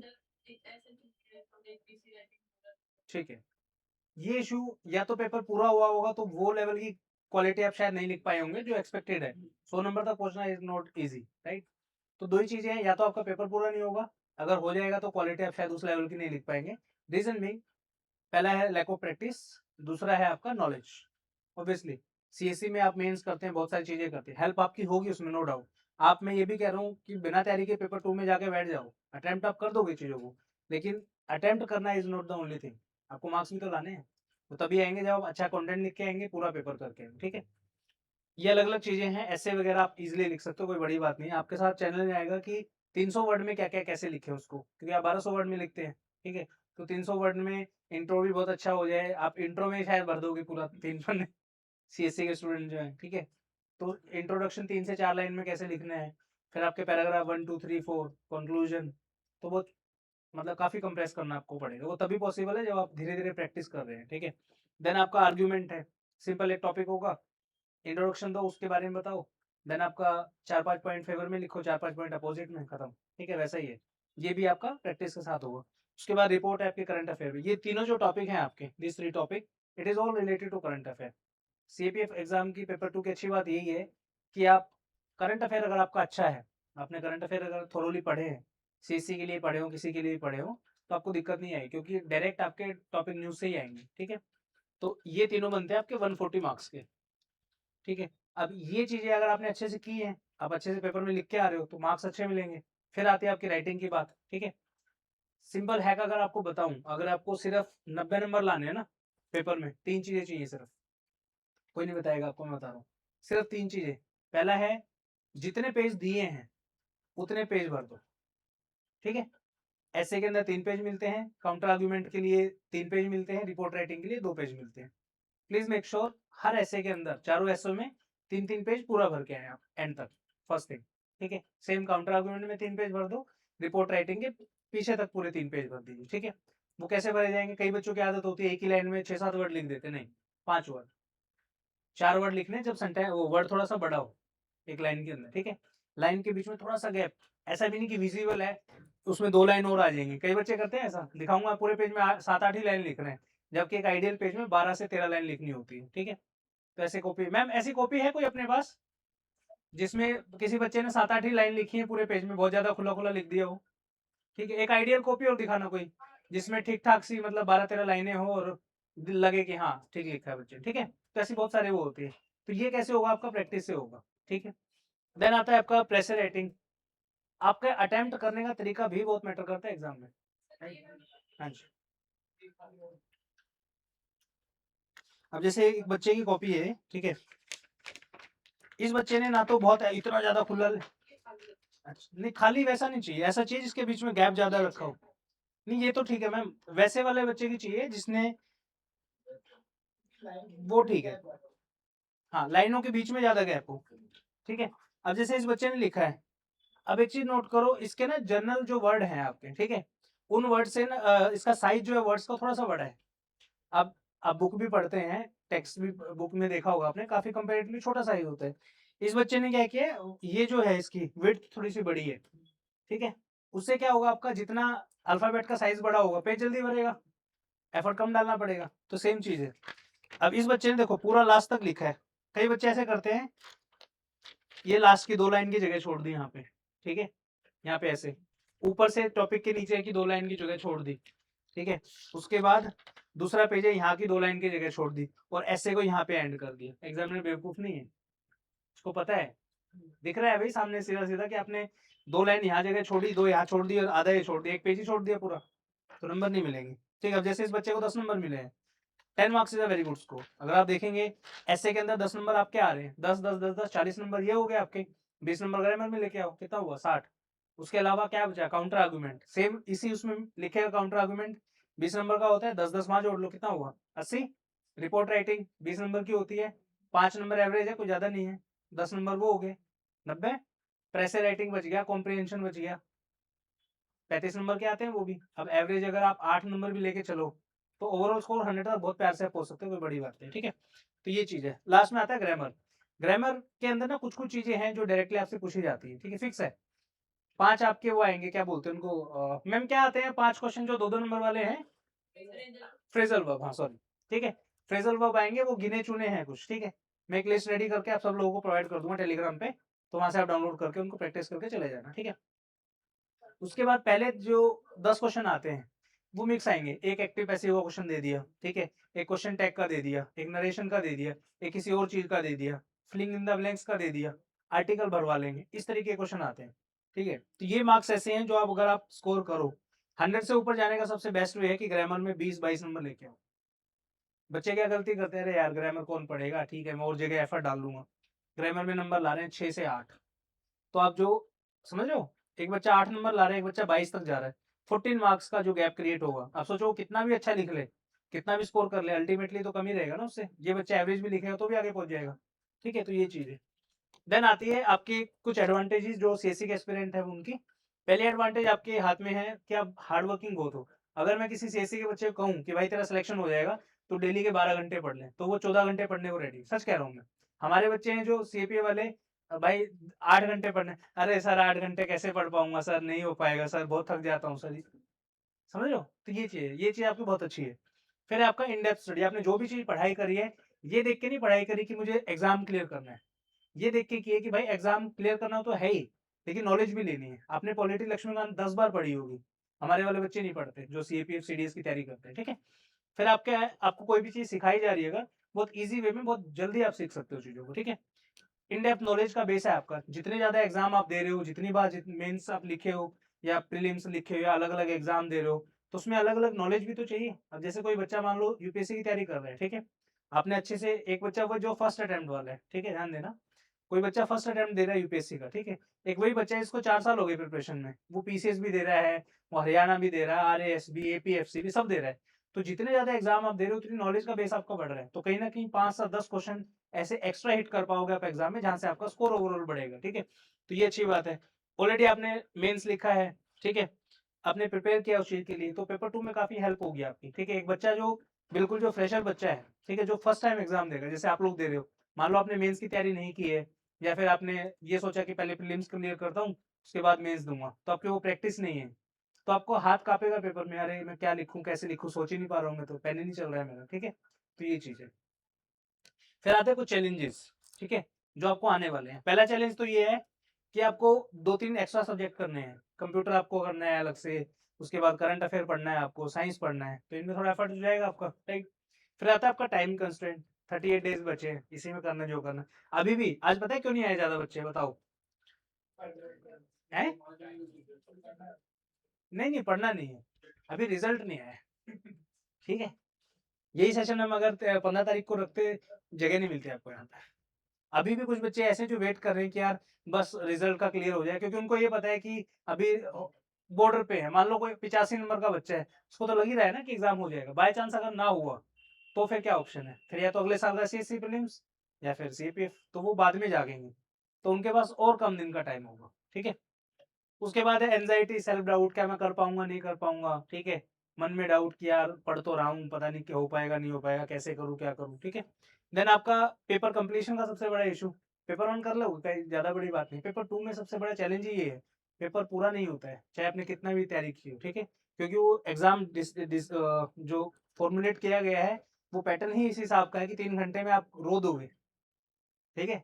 अब थक जाते हो पेपर में, भाई कितना लिखोगे यार, ठीक है। तो ये है, जब तक आपकी प्रैक्टिस नहीं होगी, 3 4 5 टेस्ट नहीं आप दोगे तो हालत खराब हो जाएगी। उसमें फिर ऐसा होगा, छोड़ यार अगले साल ही दूंगा फिर, ठीक है। देन आपका improvement of marks, for example आपने लिखना भी स्टार्ट किया, ऐसा नहीं कि पहली बार में ही आपके 100 नंबर आ रहे हैं, 70 पे पहुंचोगे, 80 पे पहुंचोगे, 90 पे पहुंचोगे, ठीक है। उसके बाद अब जो बच्चा अभी स्टार्टिंग में 1 2 टेस्ट लिखा है, 90 नंबर ला रहा है, तो इसलिए वो 110 तक पहुंच सकता है। एफर्ट डालो उसके। मैम आशु की कॉपी चेक होगी क्या, वो स्कोर बताना इनका क्या है, नहीं हुई है, ओके, ठीक है। तो ये आपके कुछ चैलेंजेस है आपके सामने। Then personal issues of the student, ठीक है। घर वाले प्रेशर कर रहे हैं, घर आ जाओ वापस, पेपर तो हुआ नहीं, ठीक है। और भी बहुत सारी समस्याएं जीवन की, ठीक है। तो दिस इज द टाइम जो सब कुछ छोड़ो। रीजन मीइंग, अभी भी अगर आप ये सोचोगे ना कि यार अब मेरा फलाना पेपर आ रहा है, अब मैं वो दे लूं, अब ये दे लूं, नहीं, आई डोंट थिंक सो कि और कोई पेपर है। सीजीएल का होगा तो होगा, पता नहीं। सीपीएफ का कंफर्म है, 40 दिन में पेपर होना है। आपके ऊपर डिपेंड करता है आपको क्वालिफाई करना है नहीं करना है। और मैं बता रहा हूँ 90% exam it all depend on written exam. CPF के अंदर फिजिकल को बहुत ज्यादा मुश्किल नहीं है, आप बहुत इजी कर सकते हो, ठीक है। 1 मंथ की preparation in physical, you are qualified. Written exam is the hardest stage, ठीक है। तो ये है। और इश्यूज बच्चों के, ठीक है, वही एंजाइटी वगैरह तो चलो हो ही गई, ठीक है। कई बच्चे ऐसे भी हैं जो काफी सारे अटेम्प्ट दे दिए हैं, 4 5 अटेम्प्ट सीएससी के दे दिए, तो हिम्मत ही टूट गई कि मैं तो नालायक हूँ, मैं कुछ कर ही नहीं सकता, ठीक है। ऐसा नहीं है, एग्जाम में टाइम लगता है, ठीक है। कंपटीशन देखिए ना यार, 10 लाख बच्चे फॉर्म भर रहे हैं, ठीक है। हर दूसरा बच्चा आजकल इतना इंटेलिजेंट है, आज से 5 7 साल पहले नहीं थे भाई। अब हर चीज आपके फिंगर टिप्स पे अवेलेबल है, कुछ भी ले लो आप, ठीक है। कंपटीशन भी बहुत ज्यादा है, बट मेहनती बच्चे जो है उनका निकल जाएगा, कोई दिक्कत नहीं, ठीक है। देन आता है what to do in last 38 days, ठीक है। तो इसके लिए मैं शशांक सर को बुलाऊंगा, he has himself done all this things. जो भी एंजाइटी प्रेशर वगैरह शायद मैं समझ ना पाऊँ क्योंकि मैंने सीएससी वगैरह दिया था, but he gave CSC, then he also qualified exam, got into the merit list with such a good rank, 57 all India rank, ठीक है। तो he will guide you better on this, please come sir।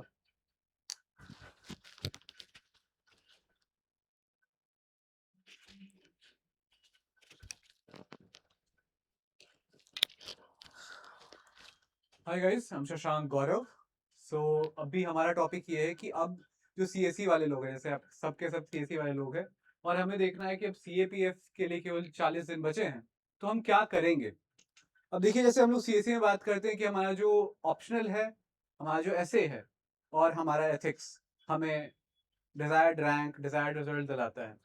उसी तरीके से यहाँ पे क्या क्या चीज़ें जो आपको डिजायर्ड रिजल्ट दिलाएंगी। सबसे पहले साइंस। अब देखिए, किसी पेपर का अगर 1/4 पार्ट कोई एक सब्जेक्ट कवर अप कर रहा हो, तो हम उसे इग्नोर नहीं कर सकते हैं। खासकर साइंस में जो है, अभी बहुत सारे लोग कहते थे कि 9th और 10th की चीज़ें बहुत ज़्यादा आ रही हैं, पर मैं तब भी, जब मैंने प्रिपेयर करी थी, तब भी मैंने 11 12 पढ़ी थी। अब देखिए, कुछ ज़्यादा पढ़ लेने से कुछ खराब तो नहीं हो जाने वाला है। और अभी 2025 के अटेम्प्ट में यूपीएससी ने ग्रेगनार्ड रिएजेंट, पैलेडियम, जो साइंस बैकग्राउंड से होगा उसको पता है कि ग्रेगनार्ड रिएजेंट क्या होता है, आरएमजीएक्स होता है। तो अब इन सारी चीज़ों पे उसने क्वेश्चन पूछ रखी है। तो अगर आपको कवर अप करनी है, तो क्यों ना हम 9 10 वाली चीजें जो 11 12 में रिपीट होती है वो पढ़ें। अब बहुत सारे लोग हैं जिसने कोर साइंस नहीं पढ़ा है, उसके लिए सॉल्यूशन क्या है, पहले तो वो देख लेते हैं।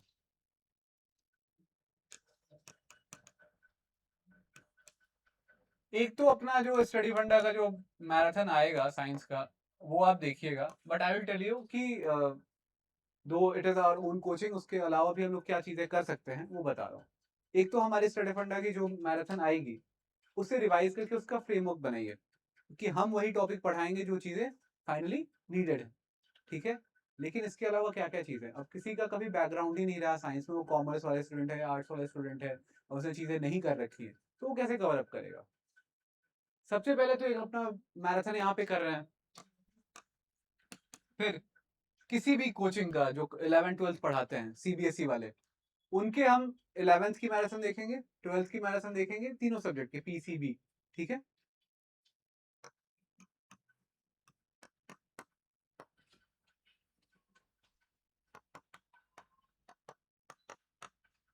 किसी भी कोचिंग का पकड़ो और रिवाइज कर लो एक बार।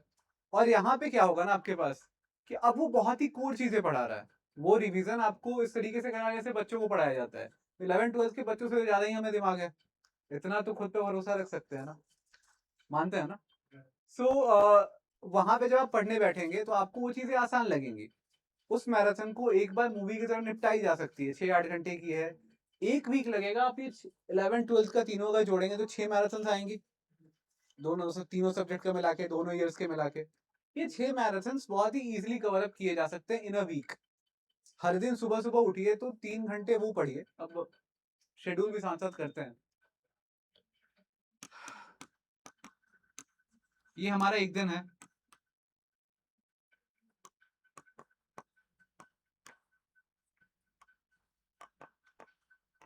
अच्छा एक बात बताओ, तुम लोगों को सिटिंग सबसे ज्यादा किसकी अच्छी होगी? कितने घंटे बैठते हो लाइब्रेरी में? लोग आजकल बहुत वो सिटिंग पे ध्यान देते हैं कि कितने घंटा बैठते हैं। सिटिंग हमारी कितनी घंटे? 8 आवर्स। मतलब एक पर्टिकुलर लाइब्रेरी में तो घंटा की अलग से लगती है। हाँ, तो बहुत सही है। सुनिए क्या है, देखिए 8-10 घंटे बैठने वाले लोगों की प्रोडक्टिविटी 6 घंटे से ज्यादा की नहीं होती। एक टाइम पे लोग हल्ला करते हैं कि 12 घंटे, 15 घंटे, 14 घंटे हम बैठते हैं, सिटिंग देते हैं। बट जो भी आपकी सिटिंग है उसका 66% का एफिशिएंसी हो सकता है, उससे ज्यादा नहीं होगा। ठीक है, देखिए अभी एफिशिएंसी बढ़ाने का टाइम है। क्या क्या कर सकते हैं? पूरे दिन को ऐसे तोड़ा जा सकता है, 3 घंटा सुबह में, 6 घंटा दिन में, और 2 घंटा रात में। जो रात में जाके पढ़ रहे थे ना तुम, तो रात में जाके तुम 2 घंटा वैसे पढ़ोगे। तो अब क्या है कि अब पूरे दिन को डिवाइड कर लिए। ये 3 घंटा सुबह वाला क्या करेंगे? सबने पॉलिटी, हिस्ट्री, ज्योग्राफी पढ़ पढ़ के एकदम प्रीलिम्स तो तोड़ ही दिया है, ठीक है। तो यहाँ पे हम क्या करेंगे?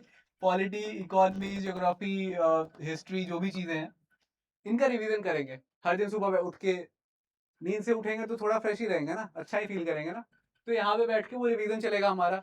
हमारे पुराने नोट्स जो सीएससी के लिए यूज किए गए हैं उसको पकड़ के याद कीजिए, जितना बार पढ़ सकते हैं पढ़िए, आसान रहेगा आपके लिए। और सुबह बहुत मेहनत होता नहीं है भाई, आधी आंख खुली होती है।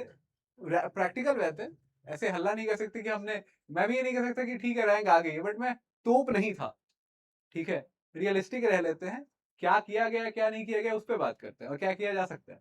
तो अब सुबह सुबह उठे, आधी आंख खुली हुई है, जो चीजें याद हैं कम से कम उनको देखने की शुरुआत करते हैं। चलो पॉलिटी में सबसे पहले आर्टिकल्स रखे होंगे हमने नोट्स में लिख के, फ्लैश कार्ड्स आजकल बन रहे हैं बहुत नए नए, मतलब ट्रेंड मुझे भी पता है क्या हो रहा है। सो अब आप नोट्स पढ़े, 2 दिन या 3 दिन लगे पॉलिटी रिवाइज करने में, 2 दिन 3 दिन लगा इकोनॉमी रिवाइज करने में, फिर ज्योग्राफी, फिर हिस्ट्री।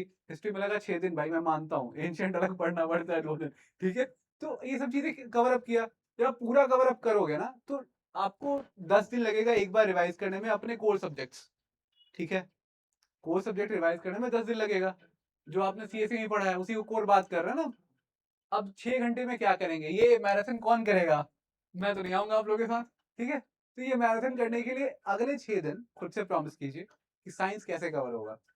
हर एक दिन एक मैराथन उठाओ ना, किसी भी एक कोचिंग का एक मैराथन उठाओ, उसे प्लेलिस्ट में डाल लो। यूट्यूब पे प्लेलिस्ट बन जाता है, उसको बना के रख लो। और देखो कि मतलब to be honest off the track बोलता हूँ, आप लोगों के लिए और आप लोगों के लिए भी, कौन सा चेहरा पसंद आ रहा है उस हिसाब से मैराथन देख सकते हो, ठीक है। मतलब जिस चेहरे के साथ आप लंबा टाइम बिता सको, ठीक है। हाँ हाँ, कंफर्टेबल कंफर्टेबल हो, ठीक है। सो जिस भी चेहरे के साथ कंफर्टेबल हो उसके साथ बैठो, 6 घंटे 8 घंटे जो भी आप देख सकते हो, आराम से डिटेल में चीजें पढ़िए। एक और चीज है मैं आपको बता रहा हूँ, आसान कैसे लगेगा आपको, लगेगा कि यार इसका तो नोट्स में बनाऊंगा तो बहुत टाइम लगेगा, 6 घंटे तो देखने में ही लग जाएंगे। यूट्यूब में ना कमेंट में टाइम स्टैम्प मार्किंग होती है, जो चीजें नहीं समझ में आए वहीं पे रोक के टाइम स्टैम्प नीचे रख दो, एडिट खोले रखो लैपटॉप पे बगल में, ठीक है। लिखते जाओ कि ये वाली बात तो नहीं समझ में आई थी, ये समझ में आ गई थी, ये नहीं समझ में आई थी, ये समझ। ऐसे करते करते बार बार जब आप आओगे अपने ही कमेंट को, आपका कमेंट ऊपर ही दिखाई देगा जब खोलोगे यूट्यूब का वीडियो, तो क्लिक करके सीधे उस जगह जाओ, चीजें याद करो।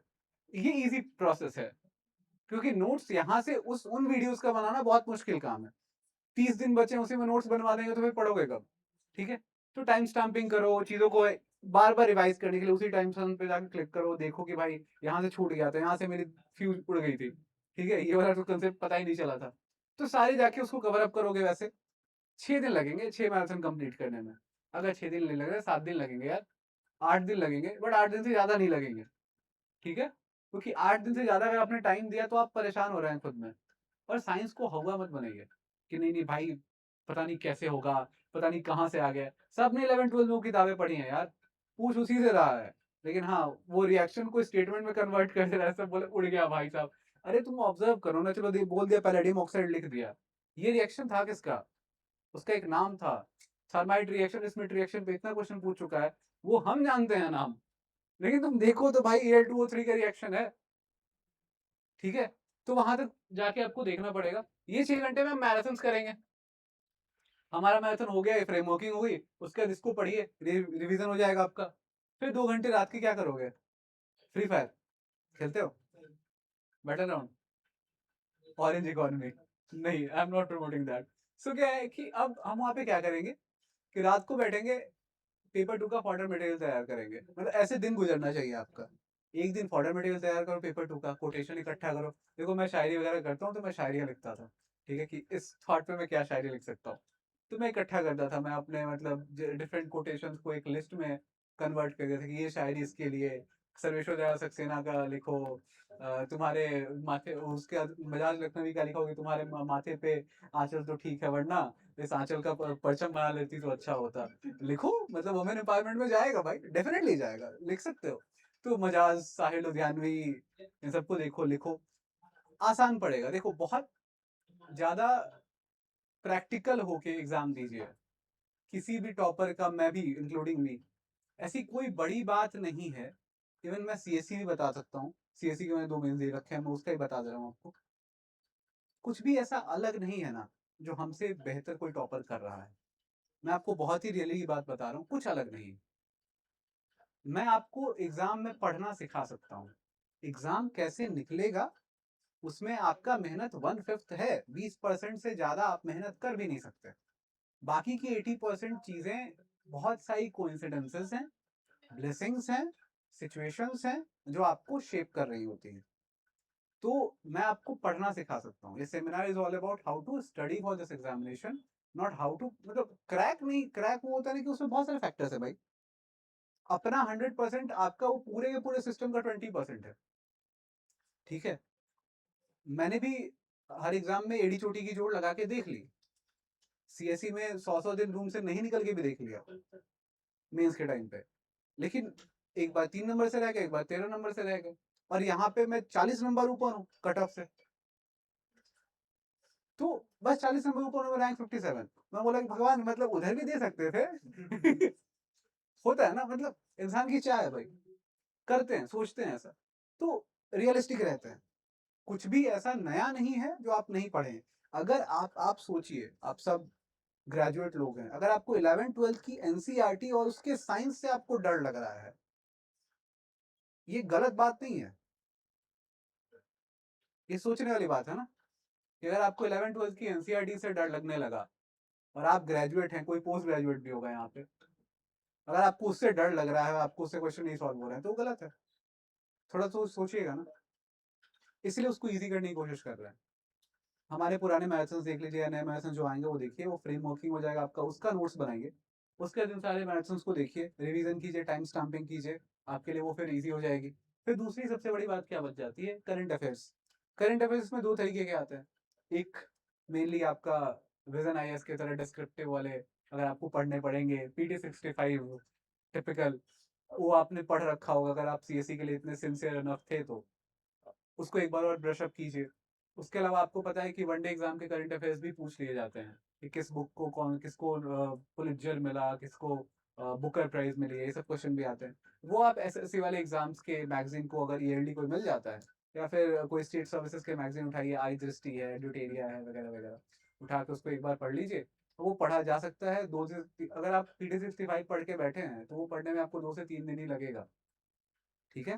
तो उससे आपका करंट अफेयर्स हो जाएगा। डिफेंस प्रवीण सर बहुत अच्छा बताते हैं और उनके नोट्स भी बहुत अच्छा काम करते हैं। मैंने इनके नोट्स पकड़े हुए थे डिफेंस के लिए। हालांकि 3 क्वेश्चन आए थे, एक सॉल्व हुआ था मेरे से, बट हाँ मतलब एक कवर अप अच्छा हो रखा है इनका। उसके बाद कंप्यूटर वगैरह, वो मुझे लगता है कि बहुत सारी चीज़ें आपको पता है, क्योंकि अभी बर्निंग इशू जो है वो एआई है। एआई के साथ बहुत सारी चीज़ें एसोसिएटेड है, तो उन पे क्वेश्चंस आएंगे। ठीक है, तो मेरा पॉइंट यही है कि 38 डेज आपके गुजरने ऐसे चाहिए, 3 घंटा सुबह अपना पुराना रिवाइज करके, जब तक नींद खुलेगी एक सब्जेक्ट का आधा रिवीजन हो गया होगा। ठीक है, रिवीजन देखिए, एक चीज मैं आपको बताऊंगा, आप लोगों ने से कितना वो सब, आई मीन कोई थोड़े मतलब सनातनी होंगे, तो मैं थोड़ा वैसा एग्जांपल दे रहा हूँ। बजरंग बली का 40सा, nobody has made a sincere effort कि अलग से याद करेंगे। बहुत ही कोलोकियल एग्जांपल है, पर सोचिए कोई अलग से बैठ के रिवीजन करने नहीं बैठा था कि बजरंग बली का 40सा ना सुबह से श्री गुरु चरण नहीं करने बैठा था, अलग लिख लिख के याद नहीं किया था जैसे हम नोट से याद कर रहे हैं। वो हर रोज पढ़ते पढ़ते पढ़ते पढ़ते ऑटोमेटिकली याद हो गया। आज किताब बंद करके आप सुना सकते हो। रिवीजन मीन्स हर रोज देखना। वो एक फॉरगेटिंग कर्व है, ये है वो है, वो बाद में डिवाइस हुआ यार वो इंसानों ने महसूस करने के बाद डिवाइस किया। बट एक्चुअली में हुआ क्या, हमने रोज देखना चालू किया। रोज देखिए ना, पॉलिटी मान लीजिए कि 3 दिन देखें, आपका एक बार हो लिया, एक रिवीजन एक राउंड, अब छोड़ दिए, ठीक है सैटरडे को उठ गया, मंडे ट्यूसडे वेडनेसडे के बाद सैटरडे को देख लिया, तो संडे के दिन सोते सोते जाके एक बार बोलेंगे ठीक है चलो, ये बी आर अम्बेडकर क्या कर रहे थे वहां पे, ड्राफ्टिंग कर रहे थे कि पन्ना भर रहे थे, तो दिमाग में चल रहा है ना। रिवीजन ऐसे ही हो सकता है। रिवीजन मीन्स बार बार देखिए ना भाई, इतना बार देखिए कि वो आपको बैठ जाए। चलो फोटोग्राफिक मेमोरी, मैं आपको बताऊं तो मुझे हंसी आती है, 1-2 क्वेश्चन मैंने ऐसे भी सॉल्व किए कि यार वहां पे मैंने कुछ गंदा गंदा लिखा था, इतना साफ तो कुछ आ नहीं सकता, ये सोच के भी लग जाता है यार कि नहीं यार, एबीसीडी से कुछ और दिख रहा था वहां पे, तो चेंज होता है। देखिए एग्जाम हॉल में पेपर सॉल्व करने में कुछ भी काम आ सकता है, साम दाम दंड भेद कुछ भी चलेगा, लेकिन सॉल्व हो जाना चाहिए। पॉइंट यहाँ है। तो थोड़ा ठहरिए, देखिए रिवीजन वैसे ही होगा, हर रोज सुबह खोलिए पेपर, अब देखिए अपने, ठीक है चलो यार ये चीजें, साथ साथ अगर मन करे, बहुत वो होता है ना कि अंदर से उमंग जाग रहा है कि नहीं ये एग्जाम तो फोड़ देना है, तो पीवाई की उठा के बैठो। ठीक है, देखो मैं बहुत सीरियस टॉक नहीं कर सकता, सीरियस टॉक का कोई फायदा है भी नहीं। अभी देखो, तुम एक बात बताओ, तुम खुद आईसीयू में हो और मैं बोलूं यार तुम तो मरने वाले हो तो फिर तो तुम बोलो एक काम करो कि यार तार और खींचो, सोने दो मेरे को। ठीक है, तो वो नहीं हो सकता, तो थोड़ा लाइट रहो, हवा मत बनाओ। 11th-12th की एनसीईआरटी से कोई डरेगा नहीं, हम सब पोस्ट ग्रेजुएट और ग्रेजुएट लोग हैं। ठीक है, ठहर जाते हैं थोड़ा और सोचते हैं कि हमारे, एक और चीज मतलब मैंने कहीं सुना था, एक मेरे सीनियर है वो हमेशा कहते हैं कि कोई भी पेपर, कोई भी एग्जाम टेबल पे हमारे हाथ के नीचे होता है, इसलिए it is solvable by our hands, हमारे सिर के ऊपर नहीं होता इसलिए दिमाग से सॉल्व नहीं होगा, ऐसा बात नहीं है, हाथ के नीचे ही होता है, तो हम सॉल्व कर सकते हैं। इसलिए डरना हुआ, अभी होगा नर्वसनेस सबको यार, 20 दिन और बीच में दो कि पता नहीं यार सीएसई जैसा क्या वैसा ये भी ना चला जाए। ठीक है, क्योंकि डर ये है ना कि प्रीलिम्स जैसा आया वैसा ही क्वेश्चंस इसमें भी आ सकते हैं, सेम बॉडी है, सेम ब्रेन के लोग वहां बैठे हैं, शायद वही इंसान बैठा हो। ठीक है, एक बार उसने कॉफी लेके बैठ गया, एक बार चाय लेके बैठ जाए, ठीक है बट बैठा वही होगा, एक बार उसे केवेंटर से मिला होगा, एक बार उसको स्टारबक्स का मिल गया होगा, और एक बार ये क्या कहते हैं स्पॉट बॉय, वो क्या नानबा कॉफी मिल गई होगी ओआरएन वाली। ठीक है, तो चेंज होता है, तो बस पर्सपेक्टिव का चेंज है, इंसान वही है, एग्जामिनेशन बॉडी भी सेम है, उस हिसाब से ही काम होना है। साइंस का हुआ नहीं बनेगा, साइंस यही 2 पद्धति इस पे काम चलेगा, पीवाईक्यूज इसका उठा के सॉल्व कर लीजिएगा। ये 3 घंटे में अगर रात को 2 घंटे के बाद अगर तुम बैठ सकते हो घर जाके, ठीक है, तो 1 घंटा और पीवाईक्यू सॉल्व कर लेना। ठीक है, जब पीवाईक्यू सॉल्व करोगे तुमको दिखेगा कि यार ये जो आज पूरे दिन किए ना हम, ऐसा कुछ है भी कि निकल दिया। हाँ मतलब कि बस हम देख के तो नहीं आ रहे, मतलब जैसे कि आज दर्शन करने गए थे कॉपीज का, खत्म हो लिया दर्शन, वैसा कुछ नहीं है।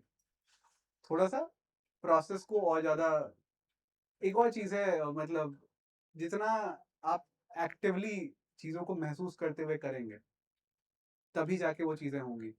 हम लोग ना एक प्रोसेस में ढल जाते हैं और देखते रहते हैं कि यार इसके बाद ये, इसके बाद ये, इसके बाद, हमने जिस जिस चीज को किया उसको महसूस ही नहीं किया। आप लोगों में से आप लोग ये कितने लोग बता देंगे कि सुबह आप लोग जिस दिन सीएसई गए थे देने, कितने कौन से कलर का टी शर्ट पहना था? किस, हाँ, तो ऐसे ही तुम्हें याद है ना, बहुत लोगों को नहीं याद है।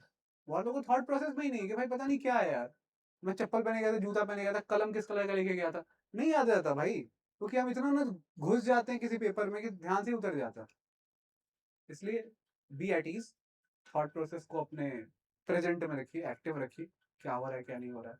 और ये 3 6 2 थोड़ा होना चाहिए, ठीक है।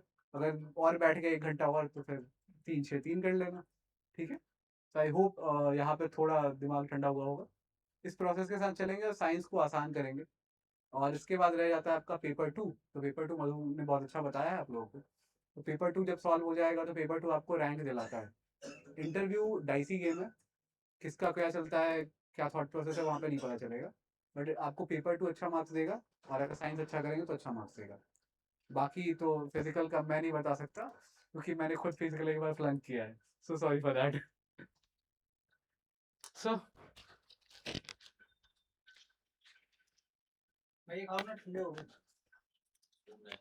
कोई बात नहीं, खाओ खाओ, स्टार्ट करो फिर करते हैं बात।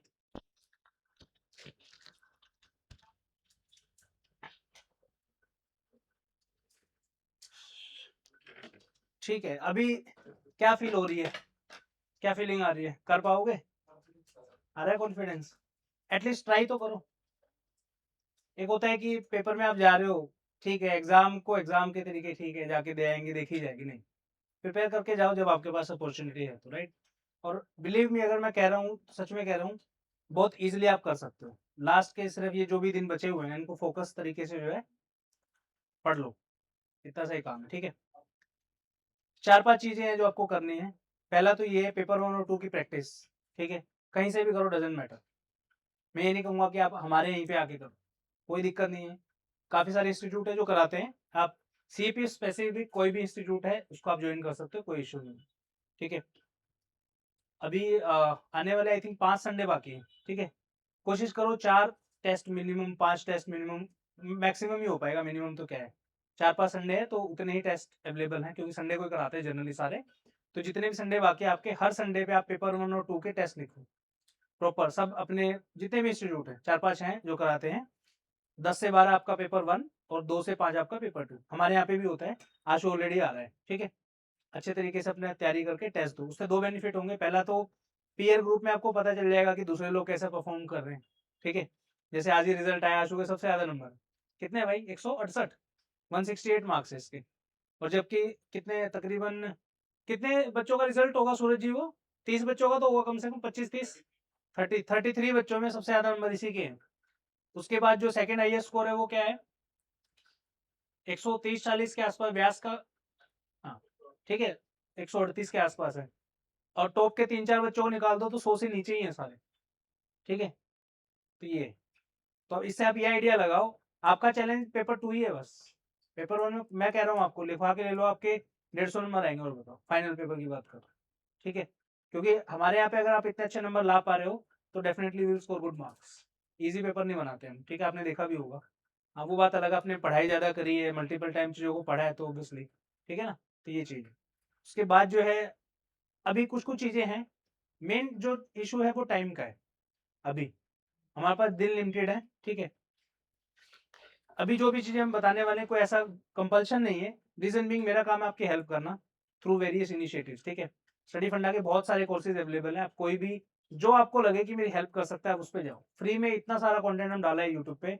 अभी 40 डेज की सीरीज चल रही है, एग्जाम्पल के तौर पे मैं आपको बता रहा हूँ, ठीक है। डेली सुबह 9 बजे टॉपिक डलता है टेलीग्राम ग्रुप के अंदर, सेम टॉपिक का वीडियो आ जाता है रात को 9 बजे, आप लिखो, वीडियो देखो, समझ रहे हो। अगर आपको पेड इनिशिएटिव को नहीं ज्वाइन करना, कोई दिक्कत नहीं है, इतना तो कर सकते हो आप। टॉपिक लिखा, उसका जो भी आपके 2 3 पेजेस भरने हो भरो, शाम को मैम जो वीडियो में एक्सप्लेन कर रहे हैं मिला के देख लो, सिंपल, कि भाई जो मैंने चीजें लिखी हैं क्या वो आसपास की हैं। सेम चीज उसी में अगर आप चाहते हो कि हमारी कॉपी भी वैल्यूएट हो तो वो भी हो जाएगी, समझ लो। उसके पैसे लगेंगे, क्योंकि ऑब्वियसली हमें आगे पे करने हैं तो भाई जेब से तो कोई नहीं करेगा, राइट। तो ये चीज है। तो अलग अलग छोटे छोटे काफी सारे कोर्सेज हैं, आपको जो बेटर लगे, अगर आपको लगता है कि आपकी हेल्प हो सकती है, टाइम सेव होगा, तो आप ज्वाइन कर सकते हो, कोई कंपल्शन नहीं। अगर आपको ये लगता है कि मैं खुद से ज्यादा बेटर कर सकता हूँ वो चीजें, तो आप वो भी कर सकते हो, कोई इशू नहीं, ठीक है। मेन मकसद है ओवरऑल कि आपका एग्जाम क्लियर होना चाहिए, ठीक है। हमें बेनिफिट तब होगा जब आपका एग्जाम हो जाए, क्योंकि भाई कह पाएंगे हम भी 2 बच्चे भाई गाइड किया था, किसी को अच्छे डायरेक्शन दी तो बच्चा ऑफिसर बन गया, ठीक है ना। तो ये चीज है इसमें। ये टेस्ट सीरीज है हमारी, दिस वन, ठीक है। जितने भी इंस्टीट्यूट हैं, जितने भी स्टैंडर्ड के इंस्टीट्यूट हैं, सबसे सस्ती टेस्ट सीरीज हमारी है। आप किसी का भी ज्वाइन कर लो, ठीक है। 4 फुल एंड टेस्ट बाकी हैं, 14 जून का है, 21 जून, 28 जून और 5 जुलाई, ठीक है। 4 फुल एंड टेस्ट है, पेपर 1 के और पेपर 2 के। ये आप ज्वाइन कर सकते हैं, एक ऑप्शन है ये, ठीक है। ऑफलाइन में करोगे तो ये है, ऑनलाइन में ये है, दोनों ऑप्शन अवेलेबल है, ठीक है। ये हमारा साइंस का कोर्स है, ठीक है। अब मैराथन देख लो आप, कोई दिक्कत नहीं है, बट मैराथन में इशू ये है कि मैराथन जो वीडियोस होती हैं वो रिवीजन के लिए होती हैं। जिस बच्चे की साइंस अच्छी है, आप में से है कोई साइंस का बैकग्राउंड का बच्चा जिसने 12 आप हो ना आप, ठीक है।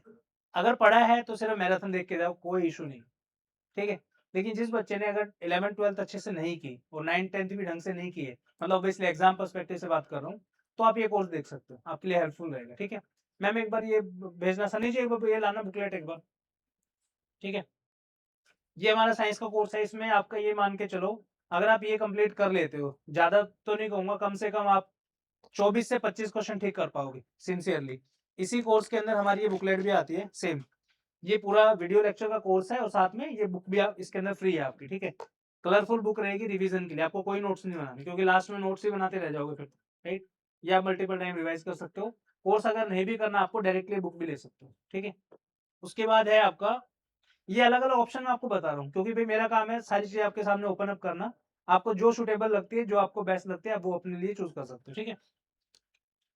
अंतिम पक्ष जो मैंने आपको बताया अभी, ठीक है, डेली वो एक टॉपिक वाला, इसे आप भले ज्वाइन मत करो, कोई दिक्कत नहीं है, लेकिन मैं ये कहूंगा जो टेलीग्राम ग्रुप पे टॉपिक आता है ना, उसको लिखो जरूर। उसके 2 बेनिफिट होंगे, जितने ज्यादा टॉपिक आप लिखेंगे, ठीक है, उतना ज्यादा आपकी प्रैक्टिस होती जाएगी। एग्जाम में आपको ना वो पेन फील नहीं होगा, क्योंकि आप डेली एक टॉपिक लिखते हुए आ रहे हो, ठीक है। 8 तारीख से शुरू हुआ है ये, 35 टॉपिक्स है इसमें, और 30 जो भी अभी 2 दिन गए हैं, 2-3 दिन, ठीक है।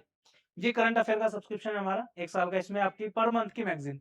अब यहाँ पे डिफरेंस आता है, आप लोगों ने करंट अफेयर पढ़ा है फॉर एग्जाम्पल, ठीक है। सीएससी की विजन आईएएस की मैगजीन पढ़ी है, ठीक है। रफली अराउंड 100-110 पेज की होती है।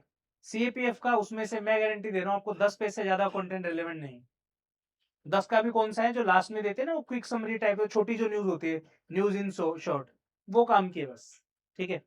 उसके अलावा जो है आप जो भी पढ़ रहे हो वो इररिलेवेंट है। इससे अच्छा तो फिर आप साइंस कर लो, करंट अफेयर की जगह कुछ और कर लो। अगर वो पढ़ के आप जा रहे हो पेपर में तो मत पढ़िए, ठीक है। मैं नहीं कह रहा हूँ कि आप हमारा ज्वाइन करो, कोई दिक्कत नहीं है, और इंस्टीट्यूट आप सर्च आउट कर लो, मिल जाएंगे, आप उनकी ज्वाइन कर लो, पर प्लीज करंट अफेयर सीपीएफ के इंस्टीट्यूट का ही पढ़ो, किसी का पढ़ लो, कोई दिक्कत नहीं, ठीक है। देन ये वाला ग्रामर का कोर्स आता है, ठीक है।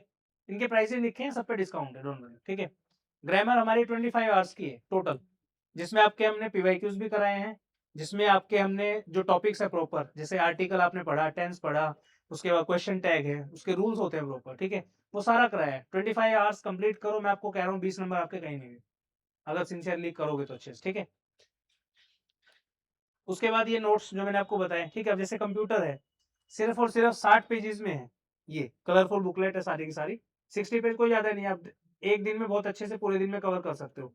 इसमें साथ में अच्छी चीज क्या है, हमने सारे एग्जाम के नाम भी लिखे हैं। फॉर एग्जाम्पल ये आप देखो, जैसे वर्चुअल पोर्ट करके है, टीसीआईपी, इनके ब्रैकेट में सबके लिखे हैं कौन सी ईयर में कौन सा एग्जाम पे क्वेश्चन पूछा है। जैसे ये वाला यूपीएससी का साइंटिफिक ऑफिसर का एक एग्जाम होता है डीआरडीओ के लिए, उसके अंदर पूछा हुआ है, ठीक है।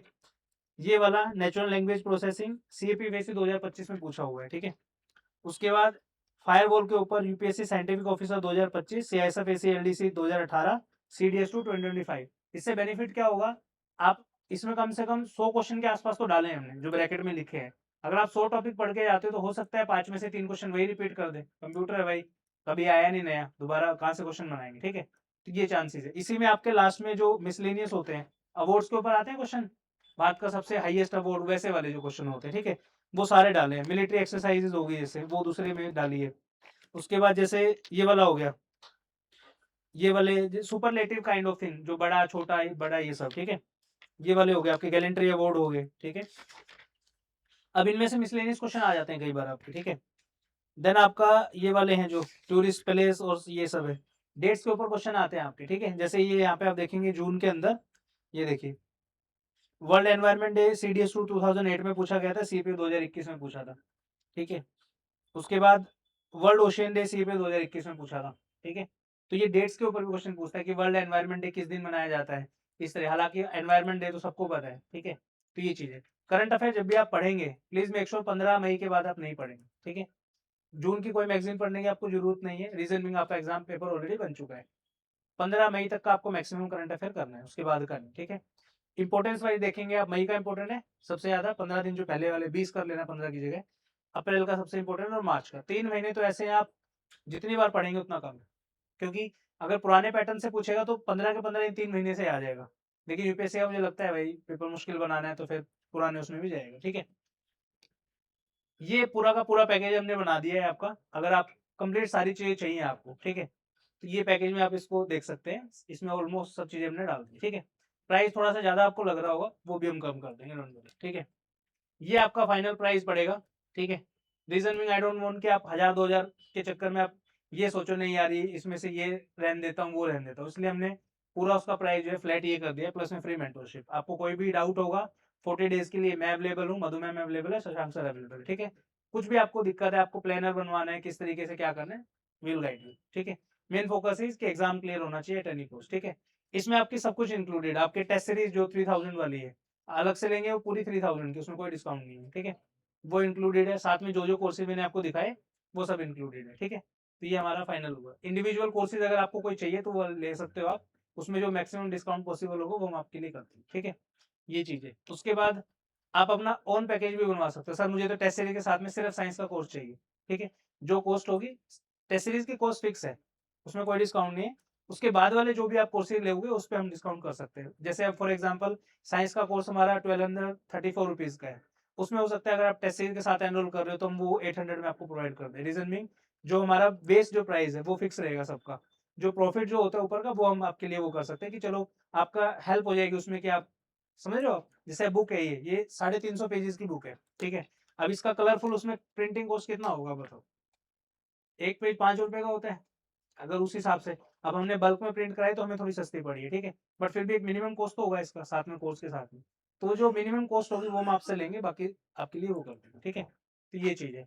अल्टीमेटली कोई कोर्स ज्वाइन करो मत करो डजेंट मैटर, आज आप यहाँ पे आए हो, I just want one thing, एक कॉन्फिडेंस के साथ जाइए कि मैं अपने लास्ट के 38 डेज जो इस एग्जाम को दूंगा, रिजल्ट मुझे नहीं पता क्या होगा but I will give my best, that's it, ठीक है।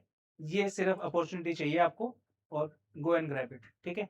और हो जाएगा, मैं आपको कह रहा हूँ बहुत सारे बच्चों ने किया है, सीएससी के बच्चे सबसे ज्यादा, इवन एग्जाम्पल अगर मैं आपको दूं, बिलीव मी ऐसे ऐसे बच्चे हैं, आप सुनवा दूंगा मैं आपको, ठीक है।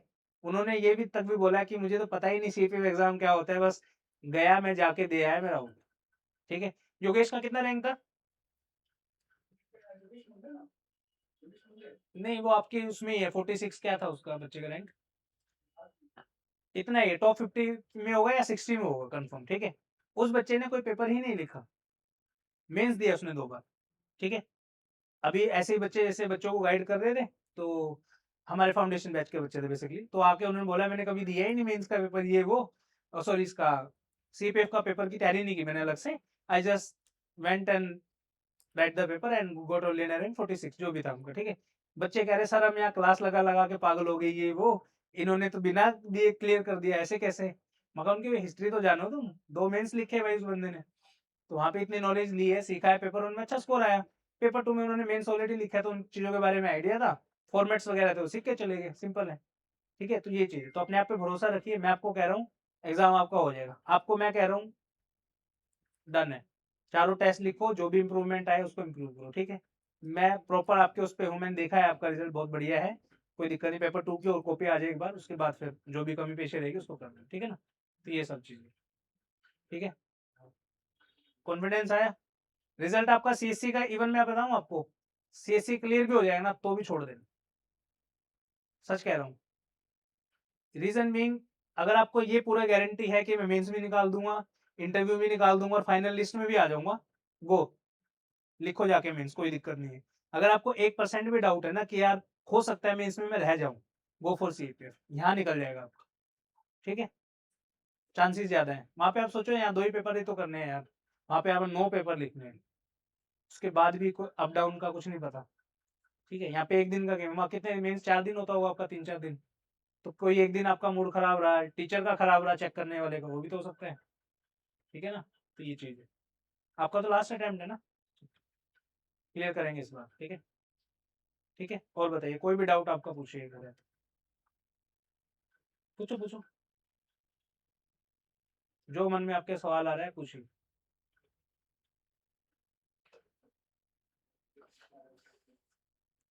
शुरू कहाँ से करना है, कुछ आइडिया सोचा है कुछ? स्टार्ट कैसे करें? हमारे पास अगर डेटा भी है, कोटेशन भी है और स्टोरी भी है, तो हम्म। प्रेफरेंस किसको देंगे? प्रेफरेंस आप डेफिनेशन को दे सकते हैं या कोड को दे सकते हैं, क्योंकि आप जो वैसे वाला एनेक्डोट वगैरह डालोगे तो बहुत लंबा हो जाएगा, क्योंकि इंट्रोडक्शन में 3-4 लाइन में लिखना है, ज़्यादा नहीं, मैक्सिमम 5। ठीक है, एनेक्डोट में तो फिर वो स्टोरी का पता नहीं, आधे पेज 1 पेज में चली जाएगी सीधा, उतना स्पेस नहीं है ना, वही दिक्कत। और बताइए, आप बताइए कुछ। ठीक है, अच्छे से जाओ, तैयारी स्टार्ट करो। और ऐसा नहीं है कि कोर्स ज्वाइन करोगे तभी है, ऐसा कुछ नहीं है भाई। आप जाके मैसेज करो, सर मुझे ये दिक्कत है, आई विल हेल्प यू। ठीक है, ऐसा कभी नहीं है कि आपने कोर्स ज्वाइन नहीं किया तो नहीं नहीं हम इनसे बात नहीं, ऐसा नहीं है। आप आधी रात को मैसेज करोगे, मैं 2 बजे भी अवेलेबल रहता हूँ बच्चों के लिए। ठीक है, आपको कोई भी समस्या है डू लेट मी। ठीक है, ऑल द बेस्ट। ठीक है सूरज जी।